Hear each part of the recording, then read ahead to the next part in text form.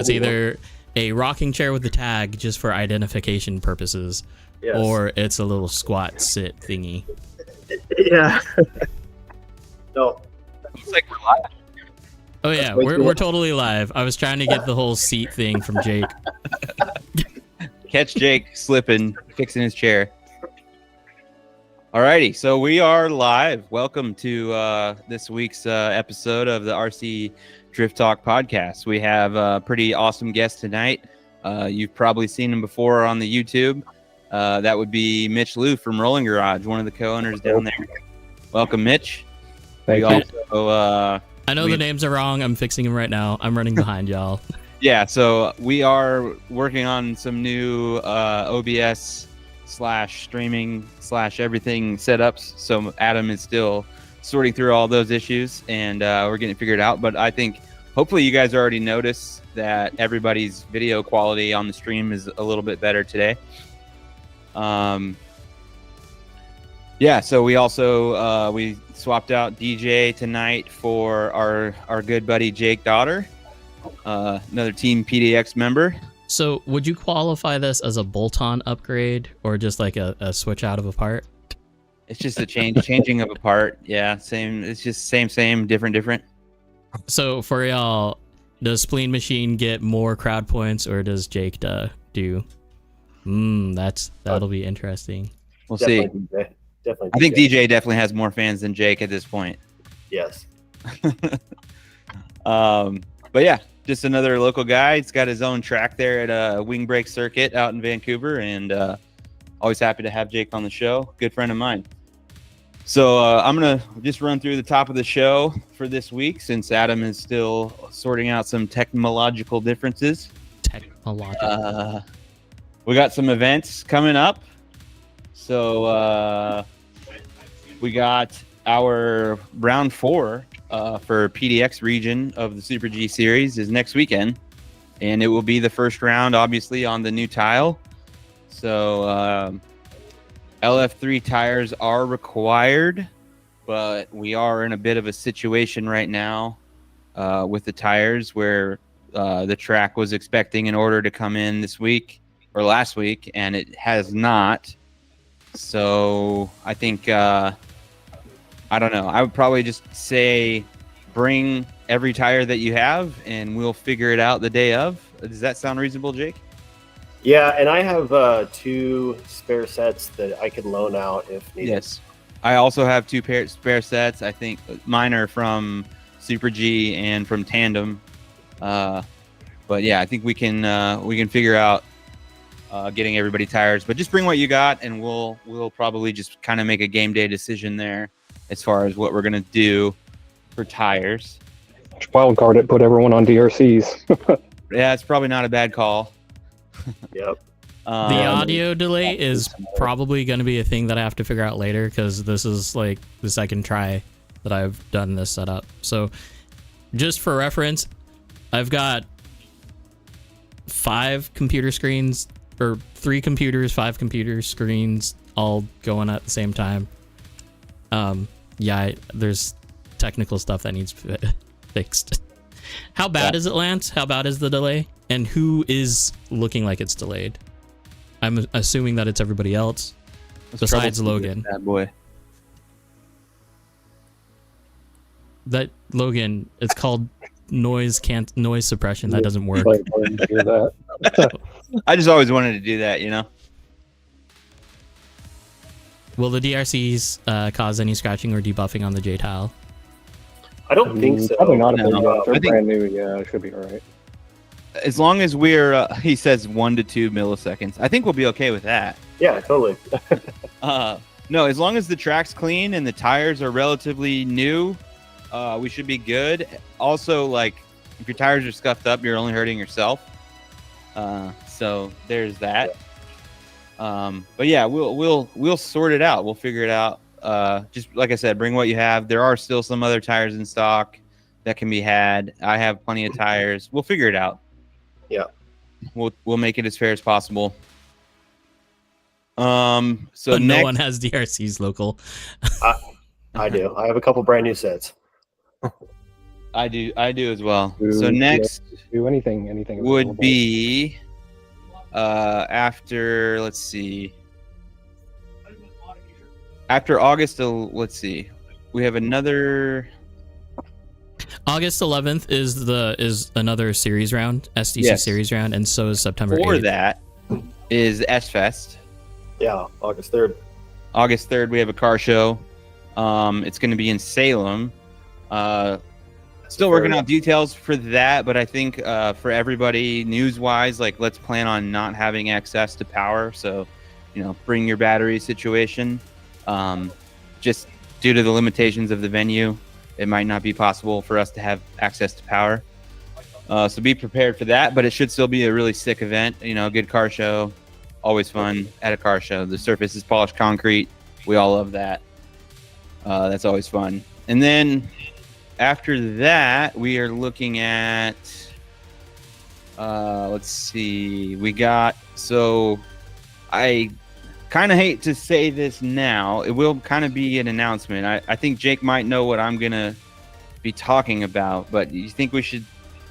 You might as well tell them. Yeah, we might as well say it. I don't know. What? Text me. Wait, what?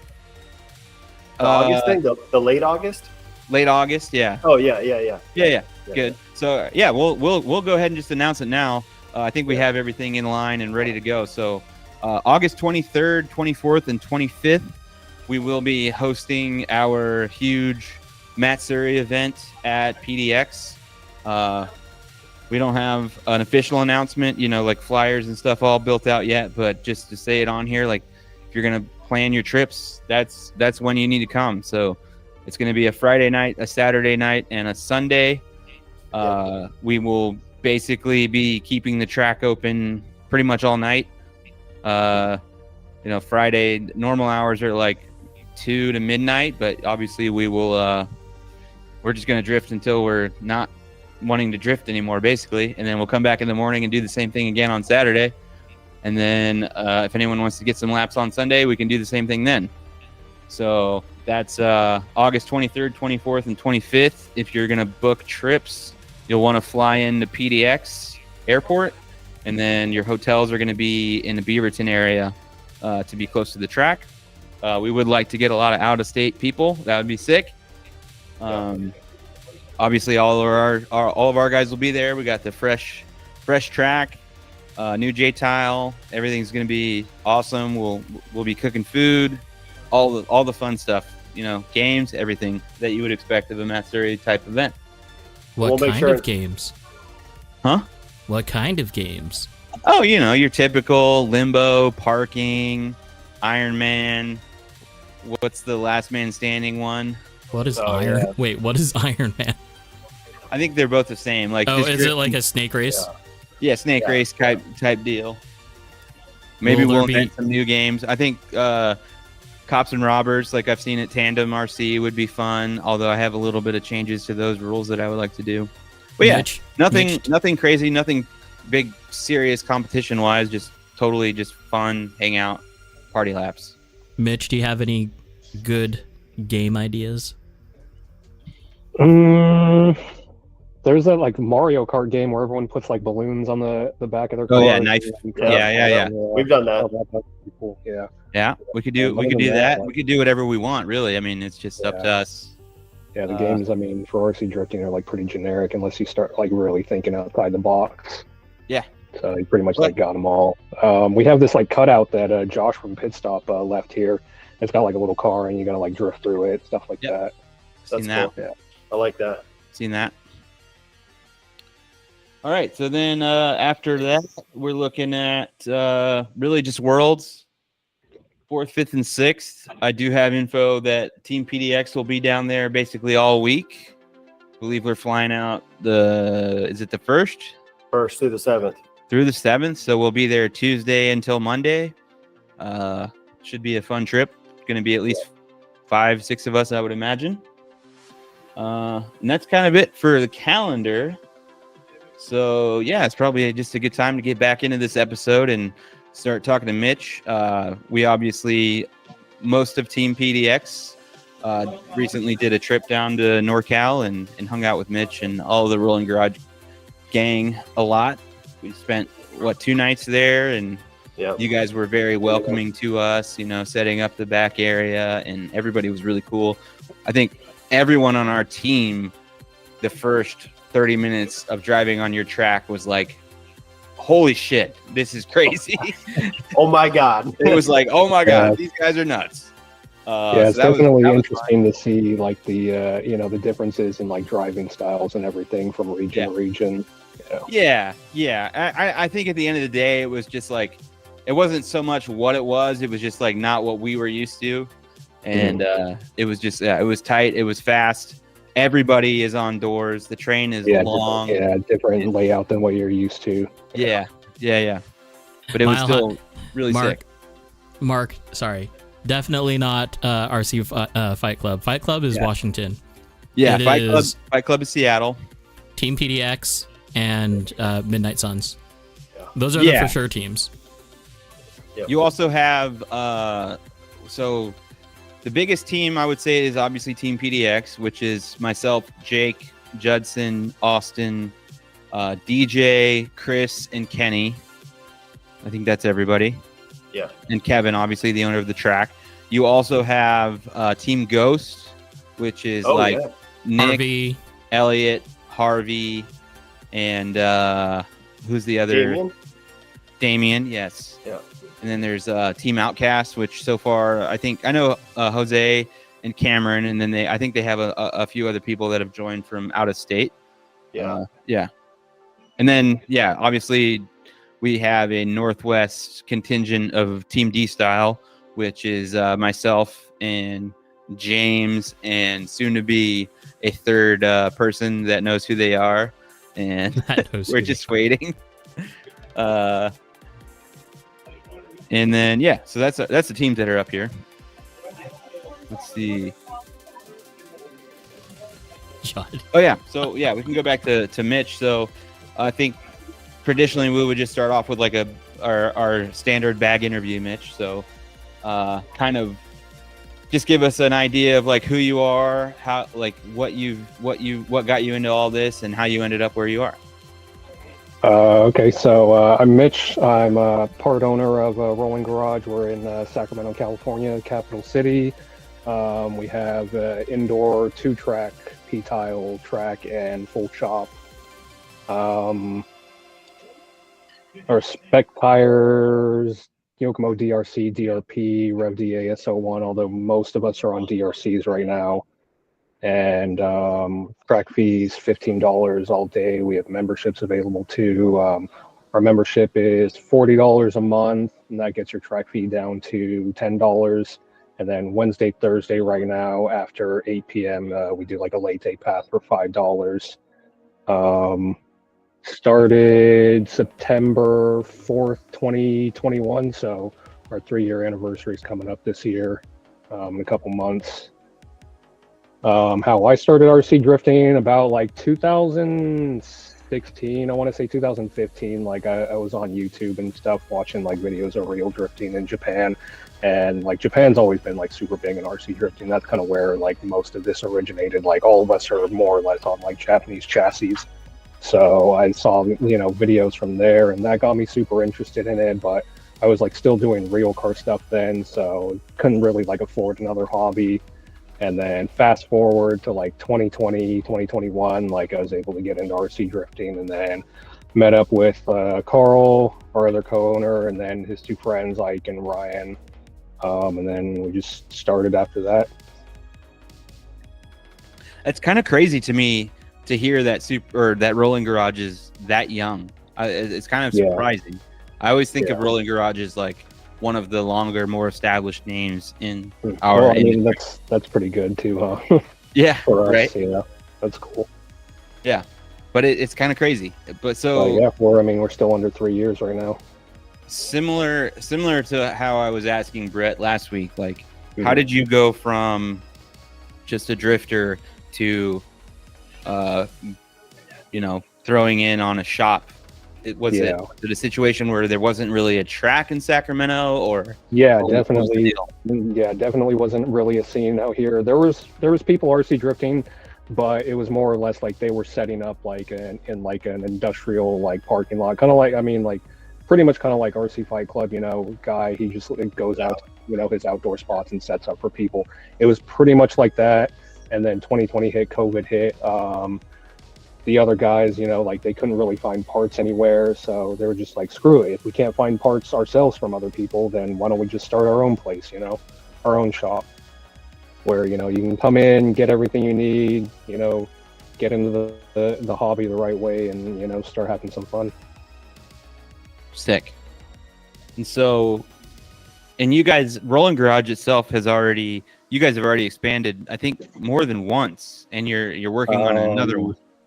Yeah, so we've expanded. Yeah, so we've expanded once, and then we're now hoping by our 3-year anniversary to have another expansion. Yeah, I think that will be amazing. So from what I saw, yeah, I'm excited for that. Yeah, the first unit that we started in, the 2 units to our left, those were like a private ambulance company. About near the end of 2021 or like the middle of 2022, they left. So then that left 2 units open. The furthest unit away, there was a car wrap, like a vinyl wrap guy. He took over that one, and then we took the other one. So that was our first expansion. That was our 2-year anniversary, or no, our 1-year anniversary in 2022. So by our first year, we expanded to the other unit. So now, hopefully, by our 3rd year, we're in the 3rd unit over there. So at that point, you guys would be basically the whole building all the way to the end, or is there almost? I think there would be 1 unit to the left and the right of us that would still be occupied. Yeah, maybe in a year or 2, like they'll be gone, and then we'll just more years. That's all it takes. Yeah, blow it out. So with what could be the newer expansion, the plan would be to take the wall out. Yeah, so I'm pretty sure it's just like drywall. So we tried to do that the first expansion, but they wouldn't let us. I think there's like electrical running through there, so we just cut like a small doorway. But this next one, we're looking to just take the entire wall down and more or less make like one big track. Yeah, I think that would honestly, in my opinion, that would, being able to do that is what makes the further expansion really worth it, right? Yeah, definitely. Like another track of the similar size of the tracks that you guys do have is kind of like less beneficial. Whereas if you can take the wall down and then go to like what I would call a full size kind of Super G style track is the real benefit. Yeah, I mean, I think our end goal was to have like one big track where you can pretty much stand on all 4 sides. So right now, our current track, you can technically stand on like 2 sides. Yeah. But most people just really stand on 1 side. So there's only enough room for like 10, 15 people there. But if you're able to stand on all 4 sides of the track, that opens your driver standing space out a lot. That was the one thing that I really harped on our guys for when we came back, was like, be very thankful for what you have, because these other tracks, they got a couple sides and there's no room behind you. Tracks, It's like you're driving and then you turn around and that's your pit space. You got a couple feet on a shelf. Yeah. and that's all you get. Yeah. So at PDX, like how many spaces are there to stand around like all 4 sides? We can stand on 3 sides. Mostly it's not needed. Yeah, mostly just 2. Yeah, it's mostly 2. If we had to, we could stand on 3. 3 is probably still a lot, because I mean, I've seen like some videos from there. It looks pretty big. Yeah, it's really long. So it's hard. Standing on, there's guys who will only stand on the sides. Yeah, that makes sense. It's like a super long track. Like you stand on one side and you can't see the opposite side. Yep. Yeah. If you're standing on the end, it is definitely hard to see all the zones and everything. And but also like the comparing the room that you have behind you, even though in our track, like the main long side is pit tables immediately behind you. These are pit tables where people can sit down and be working on their car, and you can still be standing, and there's still room for people to walk by. So it's nothing like anything we had in California, where it's like there ain't room to walk by, crammed in there. Yeah. So I mean, that's really our goal for the next expansion, is to have like a whole track and driving area separate from like the pit area. Yeah, should be cool. Yeah. So, I guess kind of where I would go with this interview is, obviously, I think a lot of people in the drift community definitely know you in particular, not necessarily from Rolling Garage, but just from a lot of the videos that you've made, kind of explaining a lot of the stuff. So how did you get into that, and how did you recognize that that was like a deeply needed asset for the community? Well, you know, I took like some of the main topics where people are like consistently asking, oh, how do I do this? How do I do that? And, you know, if I had the knowledge to do it, or could at least like learn the knowledge about that stuff very quickly, and could put together, you know, like a decent, like not super strung out video, but something that's like, you know, straight to the point where people can kind of watch it or skip through it and like really kind of get the gist of everything. Like that was really what sparked the idea to make all that stuff, you know, just get something out there that people can reference and, you know, like help the community out a little bit with stuff that commonly people have problems with.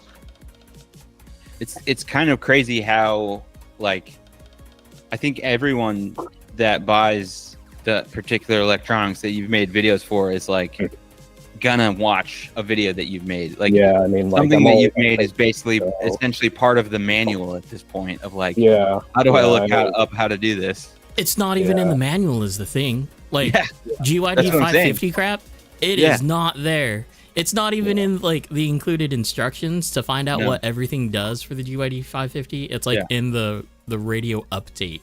The only place to look up that stuff is in the 10px manual or the 7px manual, probably. It's like, well, pretty important, often overlooked thing when people buy new things. Gotta read the manual, you know. I mean, like the Futaba stuff, like definitely, like them putting it in like separate manuals, it definitely makes it like a lot harder to access for, you know, people that are getting that stuff.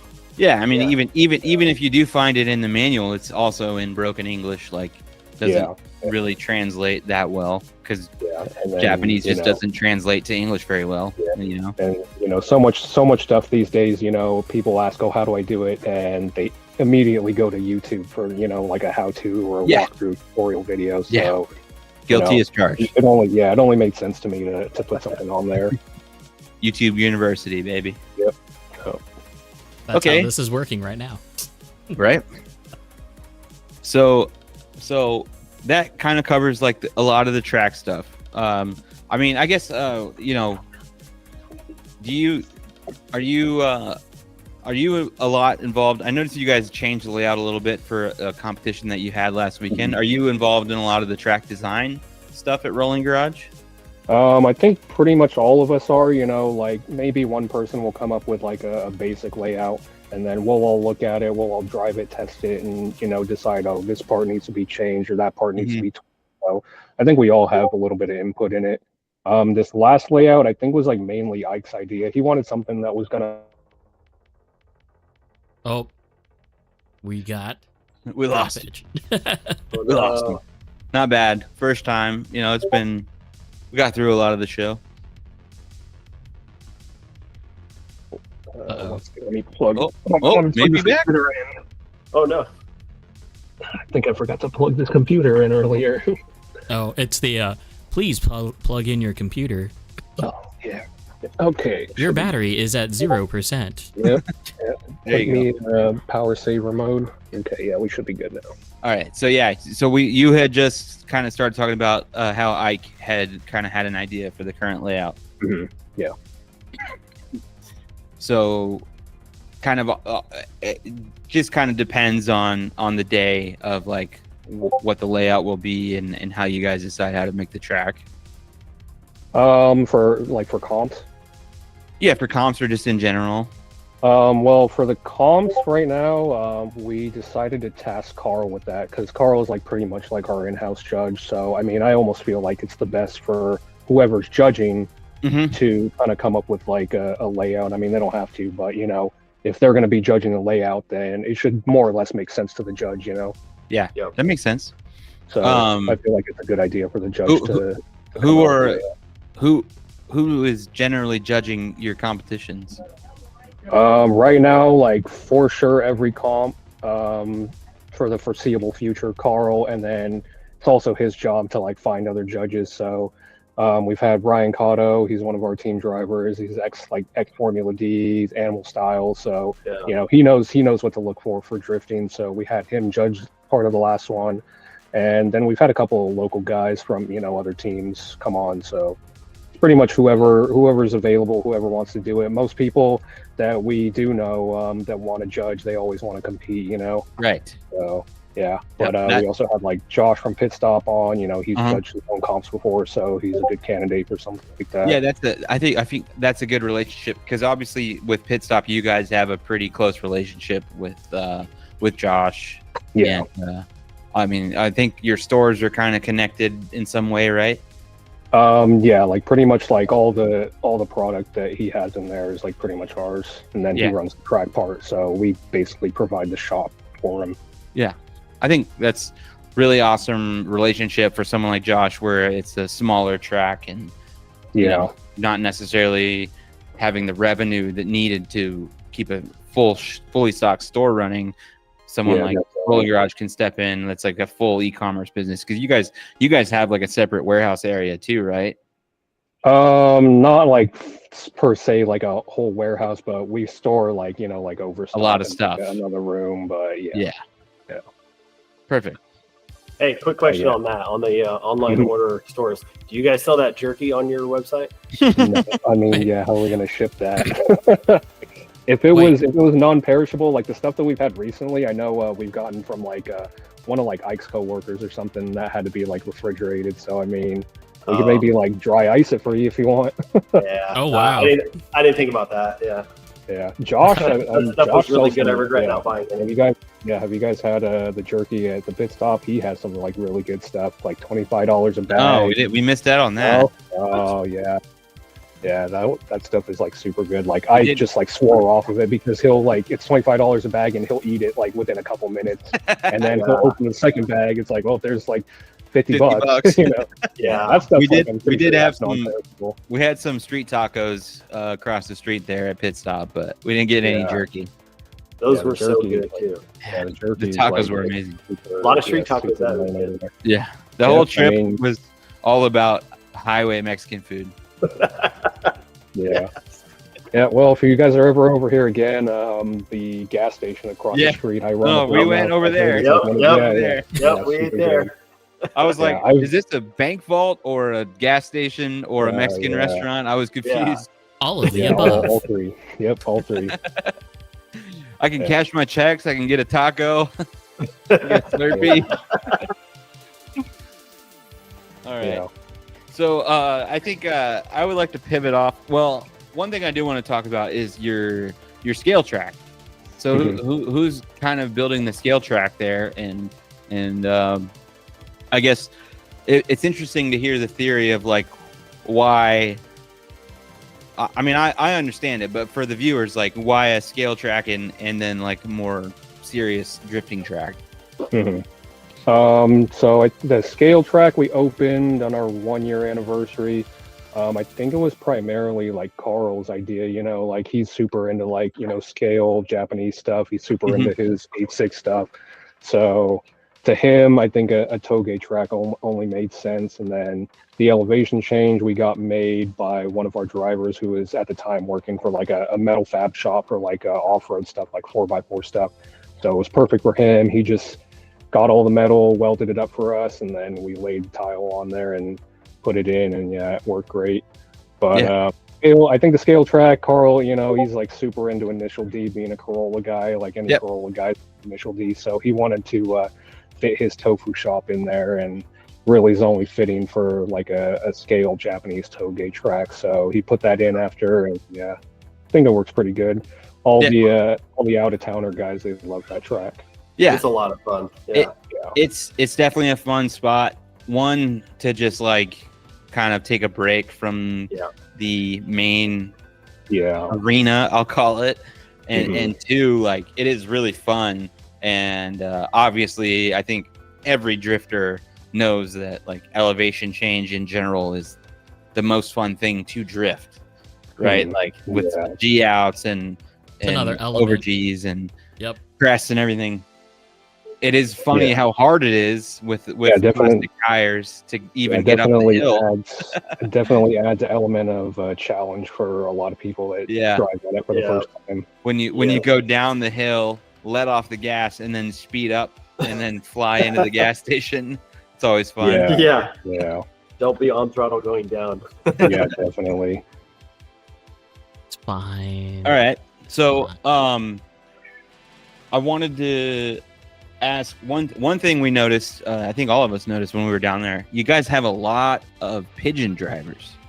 Oh yeah, definitely. Seems to be like the chassis of Rolling Garage is almost just a pigeon. Yeah, like almost like 3/4 of our NorCal drivers are basically on pigeon. There's like maybe one I think that's on RDX, one or two is on a Shark, but yeah, most of us are actually on TDP. Yeah, we have one pigeon guy up here. Mm-hmm. He's actually in Seattle, but I think I remember actually checking Bob in for tech one time, and I was asking him what his chassis was, and he said pigeon, and I was like, "What?" It's like pigeon, like as in the bird. Yes. Oh yeah. See, I knew what it was. Yeah, if you never heard of it, like doesn't make any sense. It was kind of weird. So how does that come about? Is it like one person got one, or? Yeah, like one or two people got one, like Josh and Jordan, they got one. I think Josh got his from Tandem at the time. Tandem had some, and then I don't remember where Josh got his, probably from Tandem also. And then after they got one, I saw a good deal on one. This was about like July, August of 2023, I think. So I've only been on it like pretty much a year now, or actually maybe like, a year. And then, after that, everyone else started getting one, I think they saw like how good like it can perform like when it's like well tuned. And then there's also a couple guys at like Sheldon's Rhino from Tech One, like he had one before. He's also a TDP driver. So like when he got one, he got like all his team basically to at least like have one. So I know a lot of those guys either have one or had one in the past. Yeah. So TDP is pretty strong up here in NorCal. Definitely. The biggest impression that I got was driving with Jordan. It was just like, I've never had anyone be able to keep as much or more angle with me and be as close as he was. It was like the physics that I know of drifting is like, you should be dropping to the inside with what you're doing, but you're not. Like you're staying out there and you're like literally touching my car, and we're both just drifting. I'm like, I don't know how this works. This is crazy. Yeah, it's definitely a unique chassis, pretty decent competitive weight layout out of the box. And I think Felix had made this chassis probably like 2019. So it's around like, if you build them like out of the box with just all YD2 stuff, you're sitting like close to 70/30 already, which is like pretty much like where like a lot of competitive chassis are these days. Yeah. And that was like back in 2019. So I know also like Joseph Durkee, Team Super G, he was like previously on a TDP before he went Super G and then went Shark and everything. So it's definitely a formidable chassis. Yeah. It was also the first chassis to like put the motor right over the rear shock tower. Yeah. It's definitely a very like unique motor positioning. It's like a millimeter or two like actually behind the rear axle, but it's not quite a rear motor, I would say. Mm-hmm. But definitely a unique spot to put the motor. Cool. So then I guess we could just kind of lead that into just hearing about what you're driving these days. What are you working with? Yeah, pretty much TDP. Yeah, TDP PE1. I can actually pull it up. It's right there, the HKS one. Wait, hold on. This one? Yeah, right there. Yeah, that one. That's pretty much what's under it. So that one's a PE 1.1. It's their newest chassis revision.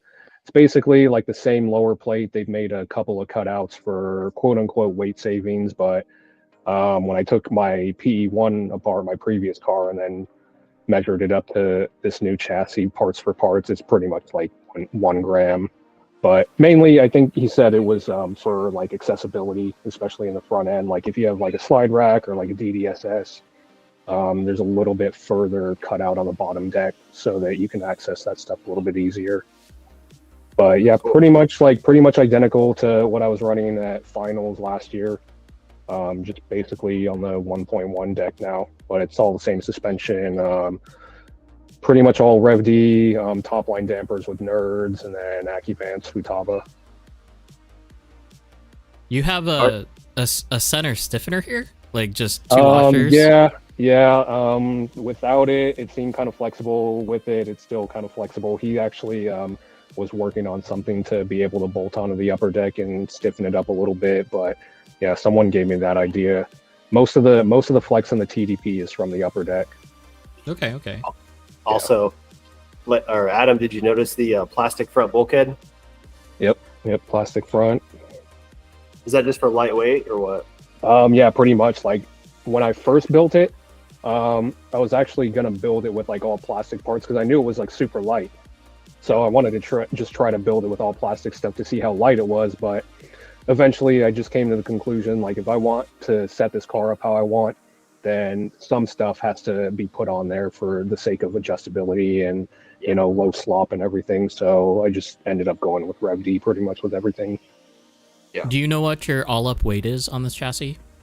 I think it's about like 1550 with a body on there, 1560 around there. So yeah. I I did weight it up a little bit. Yeah, that's not a light car. Yeah, I did. Maybe it's 1450. Yeah, it's not like super light compared to like other ones. Like one of our drivers, we have like a minimum of like 1300 grams for our series, and he's like pretty much like 1300 on the dot within like a gram. Yeah. So yeah, if you build them like out of the box with like all plastic stuff, it's probably going to be under 1300. But yeah, I have a couple weights on the rear lower arms, if you can see that, and then I actually have a battery plate weight underneath the battery. I think that's about like 30 grams or so. I'm actually not necessarily more curious, but I am interested in what this Futaba channel power switch thing is. So I have all my fans wired up to that. So okay. Oftentimes like comps, like everyone's complaining, my battery's going to drain because my car's been sitting on the line so long. And the only thing really that's going to be draining your batteries at that point is your fan. So, sure. And then hot lapping depends on the track, depends on the weather conditions, but most people aren't like overheating their cars, like doing hot laps during practice. So I just have it on like a switch to my remote so I can switch it on and off whenever I want. And that's pretty much what that's for. Yeah, it's tied into it's tied into channel 4, and then I have my that's here. what that module is for. Yeah. So you can right. So this switch right here, that one just controls my fans. That's sick. It's pretty cool because that is my biggest concern now that I have this like pretty fast fan on my ESC is like I used to, cause when I had the Just Stock stuff, no fans, it was like I would just leave my car on the track on all the time. Now I have the fan, it's like I should turn it off. Yeah, but that is like pretty cool. Yeah, if you know the AccuVance fans are like pretty strong. So then like running 2 of them, like it's double that. So yeah, if I'm sitting on the line, I just shut it off. I pretty much got no problems. Yeah, that's AccuVance, I can look at my battery voltage on the remote. So. Oh, really? With that, you can check your voltage? With the AccuVance stuff, the S-Bus adapter and AccuVance. Yeah. Well, okay, so via never mind. Oh yeah, the Futaba switch is only for the on and off for the fans. Got you. Yeah. It is on back order on A main. It is $39.99 at the current time of looking. Jeez, I found it on Amazon. They are pretty expensive. You found it on Amazon. Do you trust it? Yeah, I think if anyone wants to buy one, I think we have one in stock right now. Yeah, why are you looking at A main and Amazon when there's? I just sold one to someone the other day to do exactly what I did on mine. Just he wired his fans to it. That's rad. It was hilarious for the chat before the show started. Mitch was just telling us all the Portland people that had orders in with them right now. Oh, really? Shout out. DJ Kenny, pretty much Team PDX. So DJs, I think Carl dropped that off. He's going to be getting the D-Like RX-8 if we don't care about leaking customer information. He's been talking about the RX-8 for so long, dude. Yeah, he's getting the sweet yellow Yokomo keychain. And then I think Kenny got a bunch of Rev D stuff. We're going to be sending that out to you Monday if you're watching, Kenny. Yeah. DJ, he trips a lot. He trips a lot and buys stuff. It's kind of crazy. But also, it was so funny. Like last weekend, he was like telling me, because he's been talking about the RX-8 forever, for months. Yeah, it's definitely unique. Yeah. He was like, "Oh, dude, it's so sick! I finally found out. Like, there's a guy in Formula Drift with an RX-8," and I was like, "Buddy, yeah, there is. He's not, he's not the best. Yeah. He's not James Dean." Yeah, it was pretty funny. So you got nerds on the front and the rear. Yep. Do you find yourself messing with those a lot, or I think you're probably not too much, but occasionally I will still mess with them. And they definitely taught me a lot about like how dampening affects the car, especially on like tile. Yeah. Concrete too is like pretty important. Like concrete, what I found, and I mean, I kind of already knew it from the guys that are really good on polished concrete, is they run like pretty much like really, really low dampening. Oh yeah, you're looking at the top caps there. Yeah, I am. Yeah, the compression caps. Yeah, those like that shock setup. I mean, like I tell people, like it was about like $700 to do everything. The top caps, the springs, the dampers, and then the nerds. Like, yeah, it was not super cheap, but I'm definitely happy with it. I mean, and it all serves a functional purpose. Yeah. But yeah, definitely taught me a lot about like how dampening works on certain surfaces. Like on our tile, I learned like a little bit more dampening can help a lot with on throttle grip, especially. Mm-hmm. So yeah, I feel like it's a worthy investment. So I want to pause for a second. ET Life has a Futaba Accuvance question, because we all drive Futaba Accuvance. Yeah, pretty. I'm not ashamed to admit that I need to know the answer to this question myself. Yep. So ET Life, first question is, are you on a 7PX or a 10PX? I'm on a 10PX. If you want to check it out right here, I don't run like a skin or anything, but yeah, my videos, I think I was on a 7PX at that time. Now I'm on a 10, so yeah, this is pretty much my remote. No skin, couple stickers. I got our new top line hand grip wrap. If you saw me post that in our story, I got this sweet tail slider wheel. I'm sure probably not a whole lot of people have that. That's a straight from Japan part, and then just a RCR aluminum handle. So pretty basic. I like to keep it lightweight. Like if you're driving for hours with something with like a super heavy wheel or big battery, and then the wrap, like it gets fatiguing. So he's like pretty basic. Has a bunch of parts that nobody else has, but pretty basic. I mean, it's all about that JDM life, right? Yep. Okay, so 7PXR, you shouldn't have to scan, but you need to set it to external battery for the actual sensor. And there's technically for voltage, you can see the default receiver voltage, which is always going to read at 6.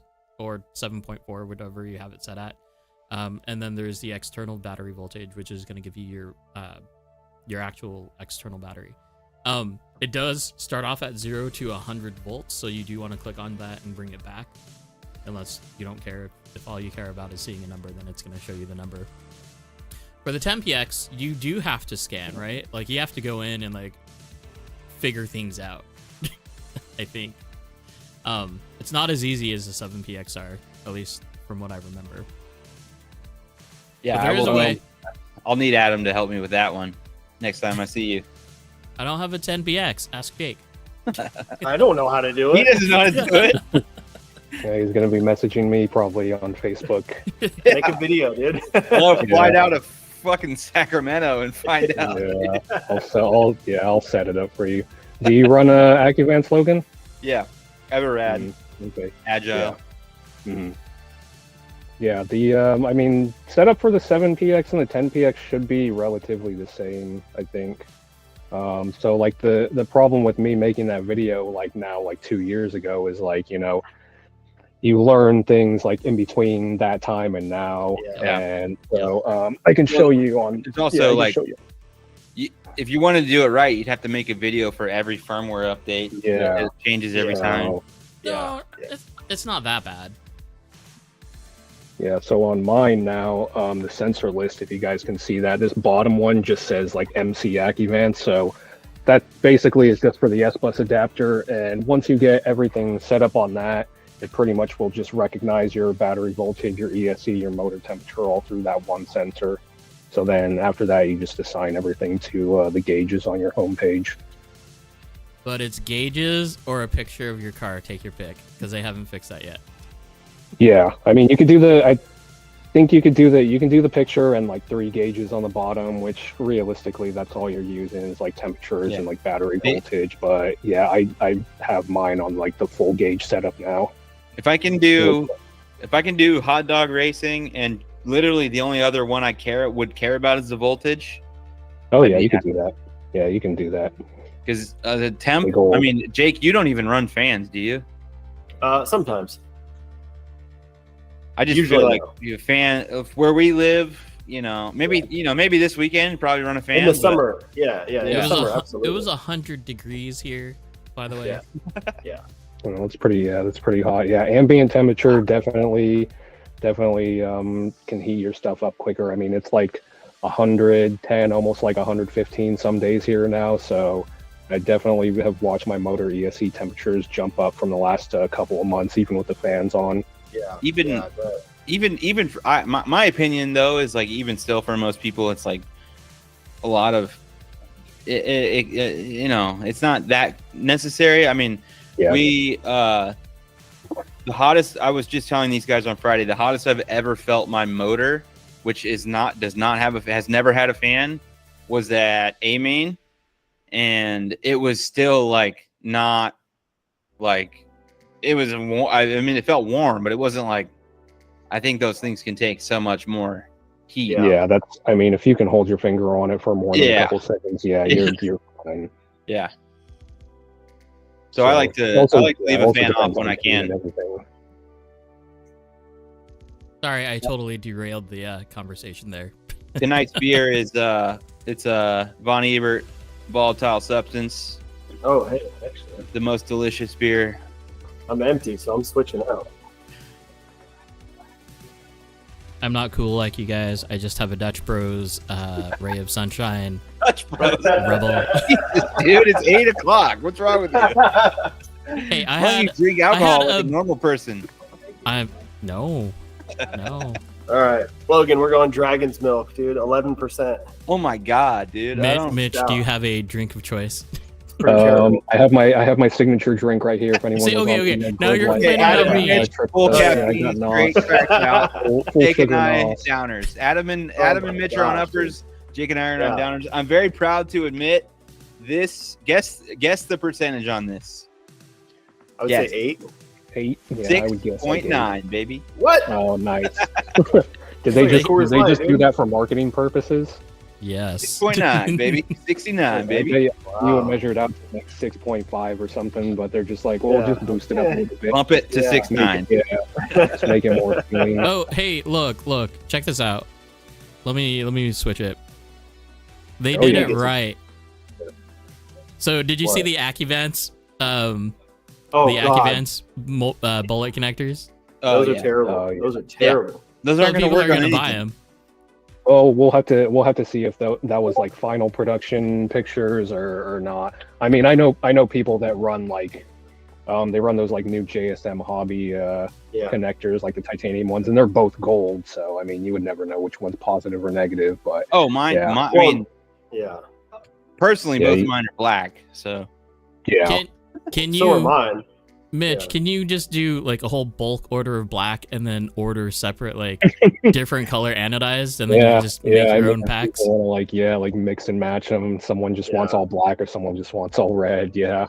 I run the racing ones. I've only plugged this in backwards like 3 times, so you know. And like you're in a position where you can't even like shorten one of the battery leads to where it like makes sense, like where you can't. So at the end of the day, you can build your leads however you want. You still have to put the battery in, right? Yep.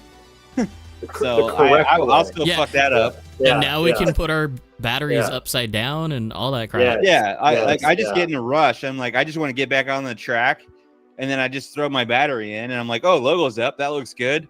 Plug it in the same way I always do, and then guess what? That's backwards. But I honestly, the AccuVant's rad. I've plugged it in backwards like literally 3 times, and the worst I ever did was blow up a blaze. But the current capacitors are just out of like a reedy something or other, and yeah, it is, I don't know, it works. I've never turned the car on with it plugged in backwards, but I mean,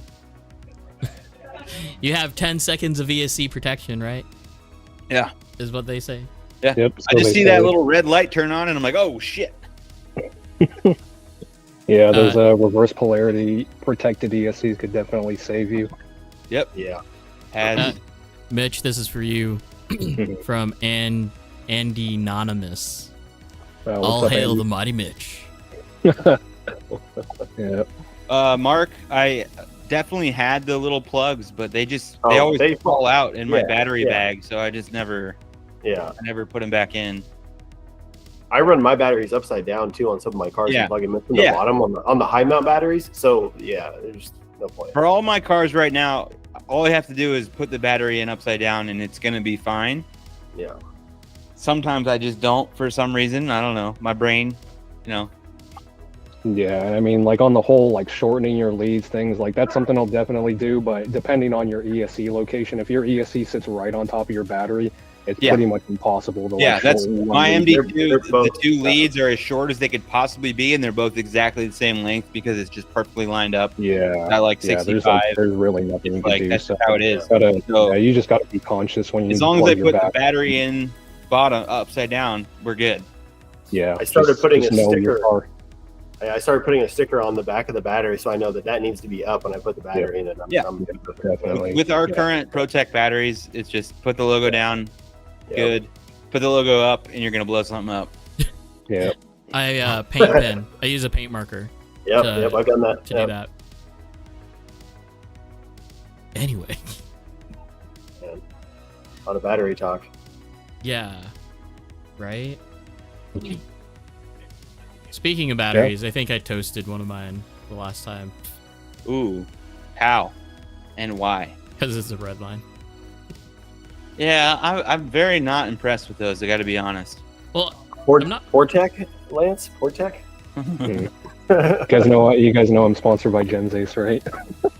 Yeah. like, I don't have a problem Yeah, with the battery, mine. but like they I mean, yeah, honestly, like I've heard a lot of people having problems with red lines, but me personally, like I've never like had an issue with them. But I'm very picky about like my batteries. You know, I always storage voltage them if I'm never gonna drive that car for more than a day. So yeah, I'm like very picky with my batteries, but I haven't really had an issue with them. So, What do you how many charge amps them do you- to? Yeah, yes, yeah.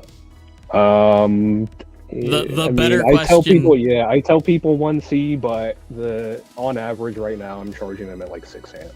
I don't think Well, it's well, the not too charging much. though. What voltage do you go to? I only go LiPo. I don't go 8.65 on them. I think that's the main point with those. Like, just charge them Yeah, to normal lipo, and Yeah. they're probably What about your low voltage cutoff? Where do you go to, or do you even So, go to? Yeah, my low voltage cutoff on the AccuVants, I turned it all the way up, but you know, the cutoff voltage for AccuVants is like pretty notoriously low. So I think max it'll cut off at like 7.4, 7.3. So I'll watch on my remote. If it hits like 7.8 pretty much, I'll stop driving it, because after it hits like 7.8, like everything, like I start to lose power in like not only the motor, the ESC, but also like the servo. So it'll start feeling a little finicky. So I'll usually stop at 7.8, but if I see it's at 7.6, like I know it's like safe to just pull out and put away if I want to. Yeah. So you're But I stopping at usually storage do. voltage. Yeah, I usually don't let it go all the way LiPo for drivability reasons and for like storage reasons. I learned that from someone I bought a car off of a long time ago. He's like, yeah, I usually just set my cutoff voltage at 7.6. So once it hits LiPo, then I can just throw them in my bag. I think that is probably why the batteries are lasting a lot longer. definitely than, smart. I roll all the way to 7.4, and then So I'm we like, go all the way "Ooh, down." couple laps on lipo because it's faster. Yeah.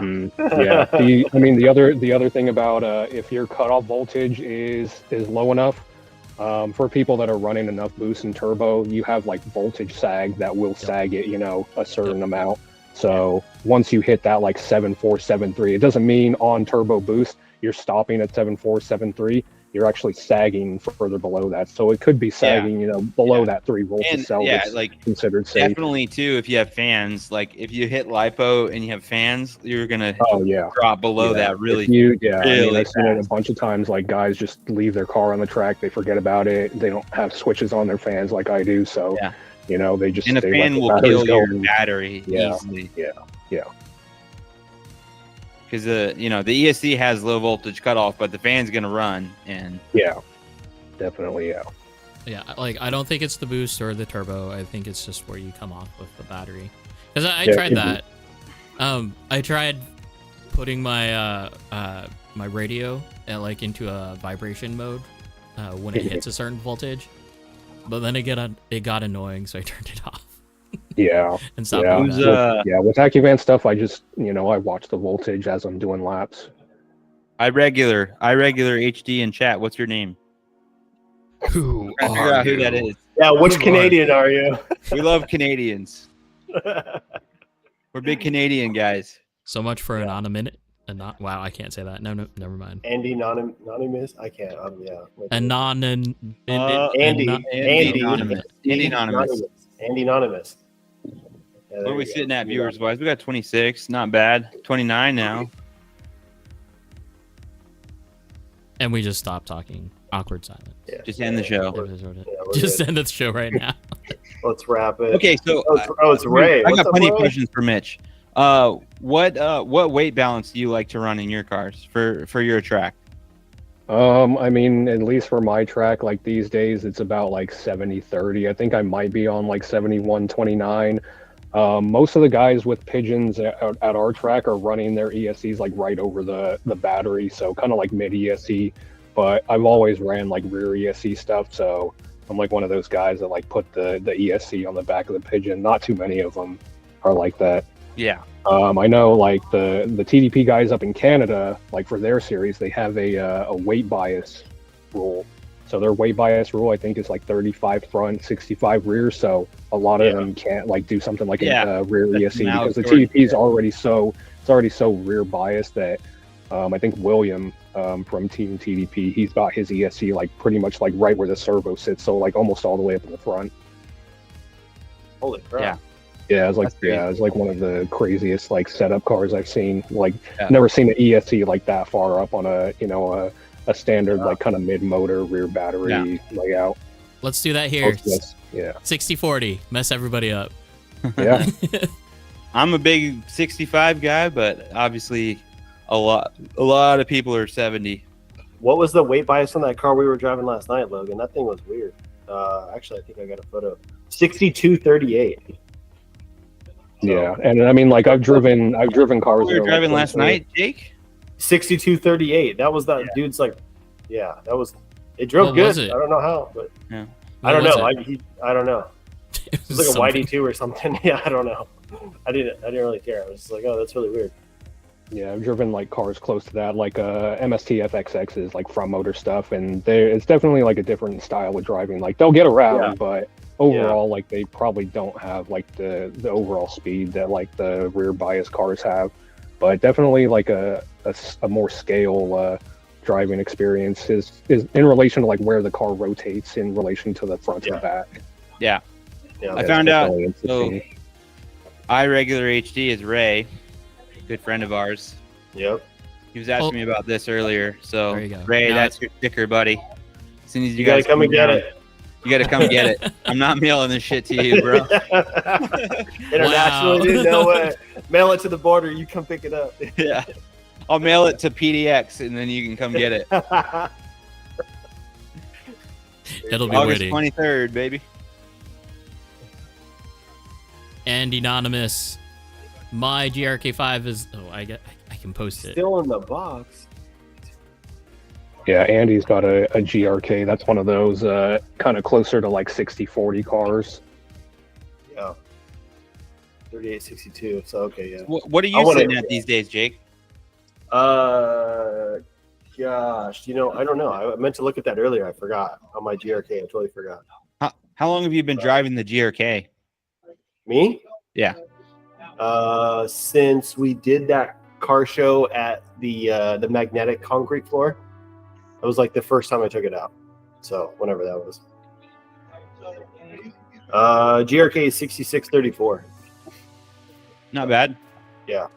I like it. Do you not usually run like more closer to 70? Yeah. I think my Shark was like 70 or 69, something like that. So Cool. That's typical Shark. yeah, very heavy. Yeah. For the chat, this is Jake's MO is he switches chassis like every 2 weeks. So Dude, I mean, I got a wall, and that's not even all of them. I got more up in my attic. So, Jake actually uses his chassis. Ray is requesting more content from the Rolling Garage channel, Mitch. So if you could get on that. Yeah, I've been meaning to finish up like the RD 2.0. It's like Ooh, kind of yeah. RD 2.0 versus like RDX video, but yeah, I've been like super busy, and then people keep buying the RDXs here that I need to use to build one. Hey, income, right? Yeah. That's more important. It's not a bad thing. So do you what do you think about the RD 2.0? So far, honestly, it's pretty great. Great entry level price point, high adjustability. Out of the box that the RDX doesn't have. I mean, that could be hit or miss for someone depending on who they are, how much tuning capability they have. Comes open diff, out of the box, so that's good for most people. I mean, other than that, like they've made some revisions over the previous like YD2, but yeah, So far, like out of the box, even like I tried to build the one that I got like pretty much box stock spec, to the manual, and I did that as best as I could, and drives pretty good. Yeah. Yeah, I started out with my first car was a Z, so I'm very familiar with the platform, and seeing what they've done with the RD2, I'm just like, man, if that's what I had when I started, I would be so much happier. Like, a lot. I mean, obviously, like the layout is definitely reminiscent of like the RDX with the rear battery and high motor. It's capable of rear servo, but yeah, it's definitely like a really good beginner's car. I mean, just the front lower arms alone, I would have killed. Like that would have been so much better. Back in the day. Then the stock ZX bulky chunky boy The things. Z arms are crazy. They're so bulky and they don't work. Well, I mean, that's They strip out immediately. That's been the YD2 arm ever since the YD2 came out. Yeah. The original one. Yeah. So Like whatever those arms, they were bad. Like you can adjust them like 3 times and then the plastic strips out. Or you just need to you'll hit a wall and you'll just like push the whole thing in, like yeah. So don't hit walls or don't strip. Well, it I mean, out. you're learning. I mean, You're learning. You're learning. And also the amount of angle that they block you from too. Like that's a fact. Well, That is true. and then they hit the chassis, so you don't even get like droop on them either. It's just like, I'm not saying don't change them out. I'm just saying they've been around. I'm for just a really saying. long What time. I'm saying is, if you're starting with an RV2, get off my lawn. I had to hike uphill both ways, 7 miles. Yeah, he came from a different generation of RC. exactly. Yeah, we did. I've been drifting for a year and a half, and I'm already like old man. Like, Yeah, I mean, like the trick for those old lower style arms, and I mean, I think this is even in like the manual for like the SD 2.0, and when people first saw that, they were like, well, what do I do with this? Like, do I really like put a screw in like this? You throw a screw in the lower arm and then put that adjuster in. That way, if you hit something, it just butts up against that screw and it can't go in any further. Oh, yeah. That's a good idea. But you're limited to like that much track width. So if you want to go Yeah. like less, you can't. You got to find like a smaller screw. But yeah, that's That kind is- of that- I like that the concept. backyard though. mechanic workaround. Yeah. what were you Never saying, thought Jake? about that. No, I like that concept. I never thought about that. Physical Yeah. I limitation. mean, if you want to do it like fancy, you just throw like some M3 shims in there or something. You can really fine tune the length. Yeah, That is a downfall of the way, like, the current, like with my MD2, the way the arms adjust is like, once you lock something in hard, if you want to make a very slight adjustment, it's difficult because the set screw is always going to want to like seat back in to the spot. So if you want to make a very slight adjustment, it can be tough. It doesn't always work. That's the downside of Yokomo arms. It's just more so like the MD. Well, yeah, that too. Yeah, just set screw arms in general. I like turnbuckles are the way to go. Yeah, that's why. I mean, that's why I decided to go with like all Rev D stuff for mine. You know, Same. I mean, Same. turnbuckle. Yeah, it's fairly precise if you're like not hitting stuff or bending anything. Yeah, I run the same Rev D front, upper, lower, everything on and rear arms on all my cars. Rev D reactive toe on all my cars. So, yeah, Rev D Master Race. Everything. Yeah. Yeah. I mean, it works, and it works well. I love that like, stuff. Yeah. They really knew what they were doing. I mean, they took the like the worst parts of like the YD2 design because like one of the main guys at Rev D was like the designer of the YD2, so he already saw all the faults of the YD2, fixed them, and then they made their own parts. Yeah. Rev D makes a lot of great stuff. Yeah. They're definitely like pushing the boundaries of RC drifting these days. Yeah. Mm-hmm. Yeah. So Mitch, what as far we've covered kind of like forward, lateral weight balance. What about like as far as height? Do you do a high battery? Do you keep a low CG? So the TDP's low battery right now. I think they were coming out with a kit for a high battery that I kind of wanted to experiment with just because I really don't have a high battery car except my outdoor car that I use outdoors. That one was high battery, but yeah, I haven't messed with like super high center of gravity cars yet. So my battery's underneath and then my ESC is on the back pretty low, and then motor's like in the only spot you could put it.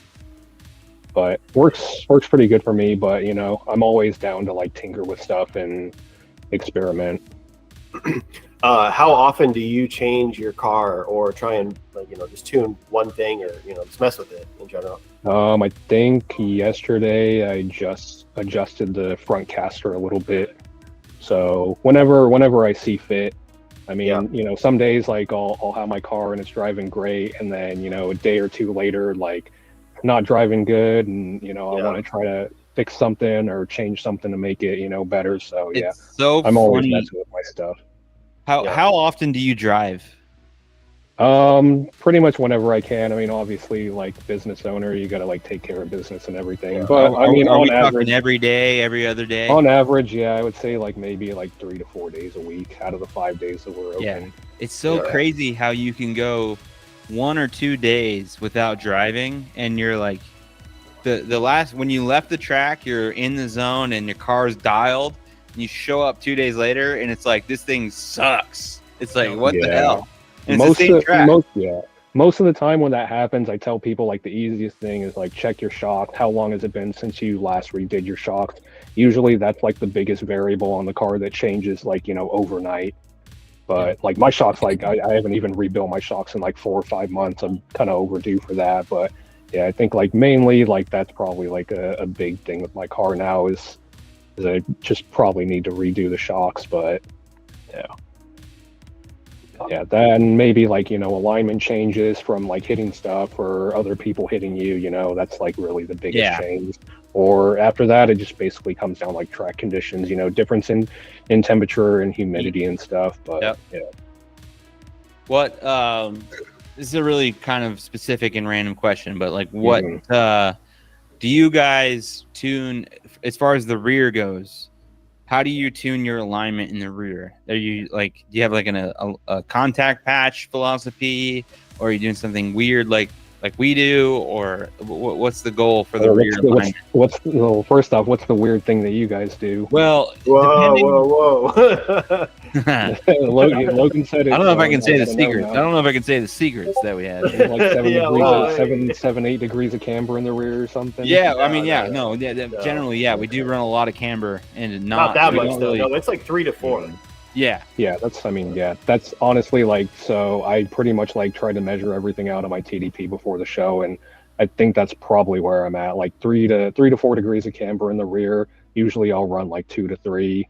Toe in, I generally think like between like 1.5 to like 2.5, maybe 3, but 3 would be pushing it. Like 3 degrees toe in, I feel like that's like the sweet spot.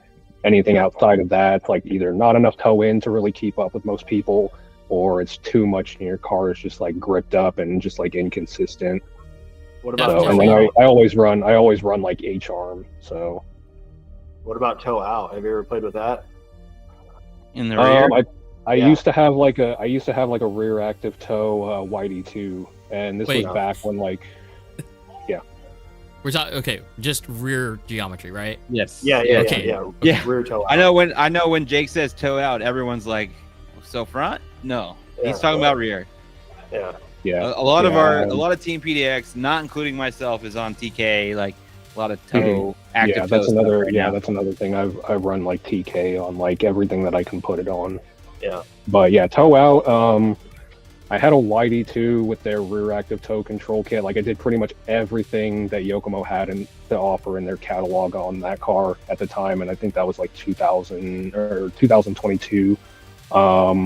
And then this was back when Josh from Pit Stop. This was back when they were drifting at Delta RC Hobbies in Yeah. Antioch, a couple minutes away from where they are now, Pit Stop. But they were on like carpet, like touring car carpet, so it was like super high grip. And that day I just decided, well, usually I have my rear to bump in, like most people would, but carpet, I just set it to bump out. So when the car compressed, the tires would toe out, and it was pretty stable on carpet doing that. I mean, that was the only real experience that I had with anything like that as far as toe out. But I did that, and I like won their backy competition that day. So yeah. I can't even take a picture of my toe out, but I'm trying to. But it doesn't. Are really you show are you up. running toe out in the rear? Yeah. Last night I put it out maybe 1 degree. Maybe Mhm. that's probably not even that. I mean, much. realistically, like unless you're like the night before a comp or something, anything is worth experimenting. You Yeah. gotta find what's gonna work for you. But And yeah, every generally, car, like every chassis is different too. So. yeah, generally toe out in the rear is kind of like taboo. Oh, definitely. Yeah. Look at Ike. Look at Ike. What- Say hi, Ike. Hello. What's up, dude? Ike. Got here. Yeah, So late. he just got off the T-Mobile. Nice. Yeah. So what? I bought a car off my full ready to run car off my. I think it was the MC1 with a reactive toe, Mhm. and I got it. I built it. I put my electronics in it, and then I set it down. And I was like, this thing is towed out in the rear. I was like, what the heck is this? And I think I even talked to Adam about it. Mhm. And he kind of told me about it. That was the big thing in carpet days or whatever. So I tried it, I ran it, and I was like, oh, actually, I really like this. But not all. I don't always like it, but sometimes. Yeah, I mean, like it can definitely maybe help you like carry the drift a little bit longer, a little bit easier. It depends on But the it track just- layout. yeah. Like our track Like, layout's pretty like flowy, and so it helps. It works on our yeah, current big layout. turns. Yeah, it could help, but generally probably like maybe slows you down a little bit. But Yeah. at the cost of like stability, like your car's like fairly stable in the corner, but it just Yeah. doesn't like grip up, on throttle as much as like everyone else that's running like a toe in setup or something. But yeah, Yeah. definitely worth experimenting with if you're bored or it's already Mhm. on there, like you said. Yeah. Yeah. I mean, that's why I like rear active toe because you can just adjust it so quick. I mean, Rear toe control kits. Yeah, it's very easy to adjust toe. Unless you have worn out ball cups. then Yeah. it just does it And then it itself. just comes off. Yeah, like a buckle or something. Yeah. Yeah. Shout out to Alfredo in the chat. Yeah, I just saw that. Yeah, Alfredo's Orton watching. You know, I he's think- been on like multiple times in chat, right? Yeah, I know. I just wasn't sure who was behind the Tech One account, but now I think now I remember. think it's only Alfredo. I think he's Yeah, the Tech only One. one. Yeah. Yeah, the Tech One's account is Yeah. like pretty much all Alfredo, I think. Yeah. Austin says your mic isn't working, Logan, which I think pretty my sure mic it is is. working. No, it definitely wasn't for a minute there. Okay. So I unplugged it. I was like messing with it. I'm pretty sure that could fix our stream lag right now, but I don't want to touch it. Anyway. anyway. Well, I got a question. How's our cooler doing? It's good. I think some of these a group of new guys brought up a bunch of alcohol, and they were like, "Oh, can we put it in your fridge?" And Ryan was like, "No, I don't think so. We have like kids here and stuff. We don't want But alcohol." we have a cooler. We have a cooler you could use. It's been put to good use. By the way, We're gonna need Hell that yeah. for Super G finals. Yeah, So if you guys yeah, could are bring you it guys- down, Yeah, Okay, got right. it. Well, We're gonna need that back. we're gonna need that. Well, we don't. We're not. We're definitely not gonna take it with us. That's No. too much Oh, of a yeah. pain in the ass. well, you guys said you're flying down there, huh? Yeah. Yeah. See if it's TSA compatible, and then you just throw your RC car in there, and yeah. Right. There you go. Put a bunch of blankets in there, all your clothes. Yeah. Will they let you bring Coors Lights in a cooler as a carry-on? Saran wrap it all up. Yeah. No, you got to do that hack that guy did online. He just like froze a water bottle. It's just like it's not liquid, so I'm allowed to. I'm gonna freeze Oh. your. It's not liquid. Man, Yeah, actually is it's not solid liquid. right It doesn't count. It's under however many ounces they require. when you I don't bend think- the rules. I don't think Yeah. the TSA wants a bunch of silver bullets flying around, dude. not gonna be good. Silver bullet on a plane is not a good plan, dude. Yeah. Oh, You can't have a silver bullet on a plane, dude. That's dangerous. Shit. good. We're all right. We're not that good, but we do our. We try. We try. We try really freaking hard. Yeah. There's sometimes I'm like watching like either other competitions or just videos of other guys driving in the States, and I'm like, God damn, they're so good. I'm like, I don't think I'm anywhere near as good as them. And then I get to drive with them. Like the Rolling Garage guys, I've been seeing you guys drive forever, and then I drive with you guys. I'm like, oh, okay, I feel pretty good about myself now.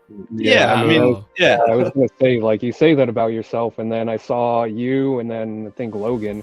You guys beat Justin Wilming at one of your regionals, so you must be somewhat good. You know? I Yeah. have not beat Justin. Jake Nope. has. Jake, Yeah. and then I got him. thought I I've saw also one of- beat Jake. Yeah, I thought So some- MMA math, Yeah. I'm world champion basically. MMA man. yeah, no, MMA you guys- math, I'm that's, world champion. So we're good. I'm sure I'm not the only person that feels that way though about like, oh, I suck, but then yeah. So Yeah, No, Yeah, no, honestly, I, like that. I think that's like everybody that's never traveled or never been to Yeah. like anywhere, any Well- competition outside of their own. yeah. We are very fortunate in that we get to compete with Justin on a regular Oh basis. God. Yes. I think that's a very Yeah. big advantage for us. Yeah. Yes. And Yep. yeah, I mean, anytime he comes down, I literally tell people, I'm like, go follow Justin for like 5 to 10 laps, and you will get better because you'll follow. You'll I mean, just yeah. drive a different line. if he comes down, drive with him as much Yeah. as you freaking can because Yes. that's like Yeah. the standard that you need to compare yourself against if you're Yeah. going down to California. Yeah. And he doesn't like he will offer you advice. He will offer you tuning tips. No, yeah, yeah. everything. He's an Yeah. open book. Yeah. He's a little, he's Justin. He's a little introverted, whatever. But you just The talk first- to him. The first time I met him, I went to a comp up in Seattle, and I battled him, and I messed up. My car was fucked. I didn't even like prepare for it. I was just so like not like in it at all. I did terrible. I ended up blasting him. So he slowed down, and I just blasted him, and I felt so bad. And I thought he was mad at me. I tried to apologize, and he just kind of brushed me off. And so I was like, man, this guy does not like me at all. And then he came to PDX, and then we've been pretty chill ever since. So I don't know. He's definitely a nice guy. So. And we give him a little run for his money. It's not crazy. So I'm pretty, I'm excited about our own, our region can go down to Super G and we can do some stuff. We'll see. Yeah, definitely. Yeah. I think you guys are Exciting. going to be real competitive this year. Oh my God. Yeah. Alfredo's absolutely right. Justin will Yeah. absolutely forget to say hi or bye. Yeah. Yes. You have to get that Yeah. out of him. Definitely. 100%. Yeah. Jeez, you guys. I think this year's Super G series, their finals is going to be amazing. Like it's going to be it's so gonna awesome. be insane. The level of talent will be crazy. Yeah, and just being able to see all the guys we've met from last year, and then our Yeah. SoCal trip, and then our NorCal trip. I mean, and then just seeing everybody again. The biggest thing that I'm excited about was like the traveling that we did do, like meeting so many people, having faces that we will know when we go down there. Is going to be awesome. Yeah, the level of competition is definitely going to be super high this year. The amount of people is also probably definitely going to be super high. So yeah, it should be fun. Yeah. How many people do you think are going to be there this year? I think last year was 120. I mean, if anything, it might be either that or possibly more. I don't know if they picked up any more regions this year, but there's a lot more regions. There's more regions. Yeah. I think, in my opinion, and I think we've talked about this on the show before, but I think this will be the last year that it's like an open competition. Open invitation. Like it's not technically an open invitation. Like you got to like qualify for they're it. They're gonna have to very seriously limit it after this year. Alfredo, I'm guessing 200 is what my guess. I could see that. They do have a lot more room this year. International. Yeah, too, international too. Yeah, I mean, it all really boils down to how bad people want to come out to California and compete, and everyone's budget, for absolutely. But it should be really fun this year. They have more space, but it will be more people, so it won't really feel like more space. Yeah, and the physical track has not gotten like any bigger than last year. No, they just have it's going to be like 70, 80 people trying to all drive at once. Dude, it was so much fun, but it was such a disaster too. And it was literally like just a train around the entire track. There was like not one gap anywhere. It's fully connected. It was nuts. Yeah, something like that. It's like a once in a lifetime experience. Yes. Yeah. For a long until the next year, and then it'll be different. Yep. Well, once a year experience. Yeah. In my opinion, 2025 will be limited on who actually qualifies. Like you got to get, like a top 10 in your region or something like that. So are you saying that I have to get a media pass for RC drifting? You might. I mean, if you're not going to compete, if there's that many people. Wouldn't that be great? I mean, like I said, we can always, we are the region. So if you want to get 10th, you can get 10th without ever competing. It is what it is. East Coast coming out. Hell yeah, dude. Massachusetts, Connecticut, Rhode Island, maybe. That's sick, dude. I am so excited to have more East Coast representation. Yes. So last year, there were 13 regions, right? Yeah. I just counted 19. This year? Yeah. So supposedly, as long as Super G's website is accurate, which I think it is now. Yeah. I'll check. I'll look at the file. At the same time, the biggest thing from last year, like we had a lot of regions that registered, but no one showed up. Yeah. True. Go compete. Go do your things. Yeah, I mean, go. It's obviously a big deal. If you're a competitive guy, that's kind of just the ultimate, at least in the US, that's kind of like that's where you need to go to see where you stand. Yeah, Adam, you're correct. It's 19 regions. Yeah, I mean like I can count, right? No, I checked the Google Doc sheet. Oh, okay. Yeah. There's obviously other series going on, with like Alex Jordan stuff, and even you guys have the RCDF stuff going on, and that honestly that final looks. I'm kind of like, it would be nice to qualify for that. It should be fun. Yeah, it should be fun. But yeah, like the increase in regions definitely makes sense with all the new tracks opening up. Like so many RC drift tracks opening up since when like we first started. When we first started, like California, there was like Super G, Vertex, GGT. That's it. Yeah. And then now there's like probably like 4 or 5 other more just in California itself. So yeah. The hobby is definitely making strides. I remember the days of Fat Lace. Oh yeah, Fat Lace. Yeah. I was never around for Fat Lace, but I think I went there when they were still open for like a real car swap meet. I saw their RC track, so that was part of my early exposure for RC drifting too. Are you guys still doing? Is the RCDF is still at A Main, right? Yeah. So who's gonna set up that track for the final? Probably us. Well, yeah, it will be us. Cool. That will be good. That will be good. They're just providing a venue.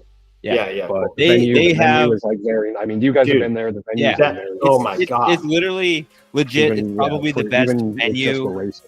It's probably the best RC drift venue in the country.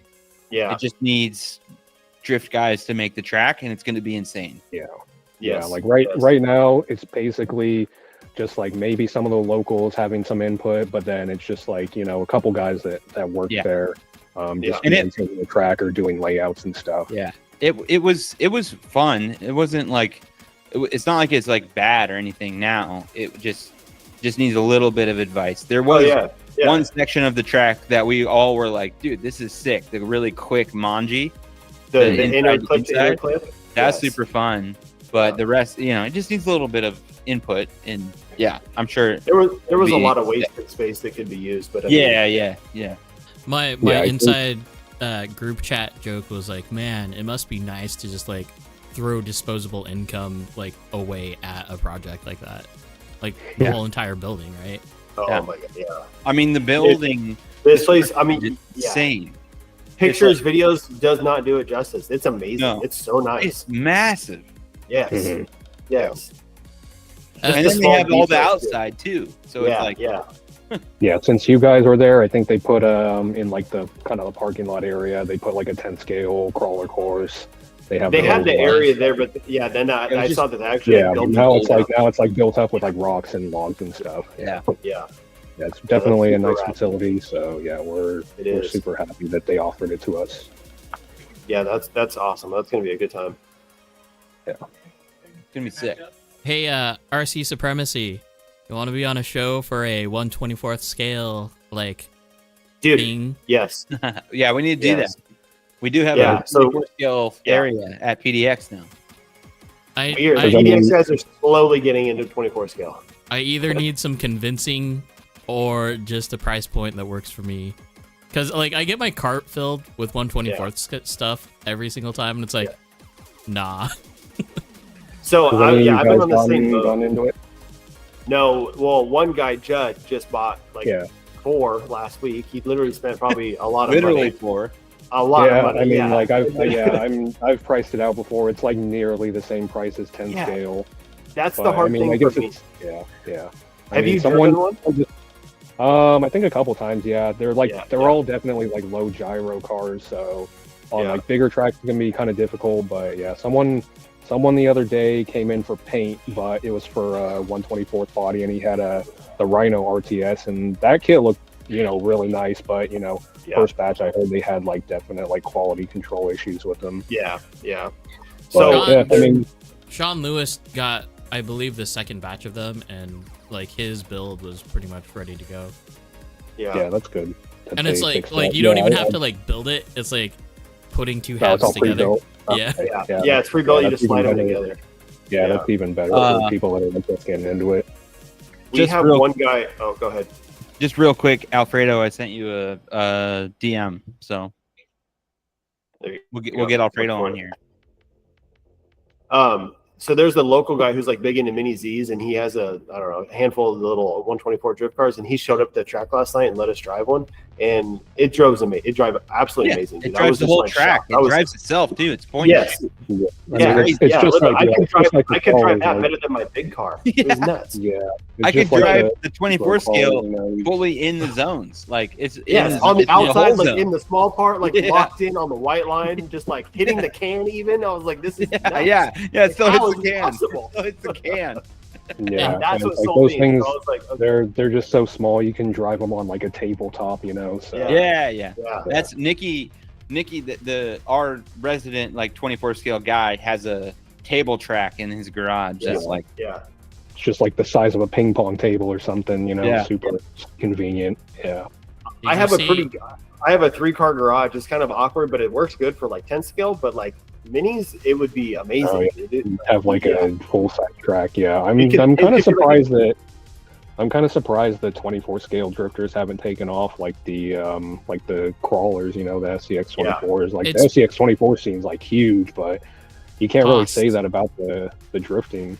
It's If you- it's a lot. If you can find a 1/24th scale drifter for $125, ready to Yeah, run. that's the other thing I think is the price point for a lot of people. It's a lot. They're expensive for what they are, and that's what's hard Yeah, to swallow. there's not really like a sub $200 ready to run kit out there yet. Yeah, Like we I already don't think have there's time. any ready to runs. I don't think.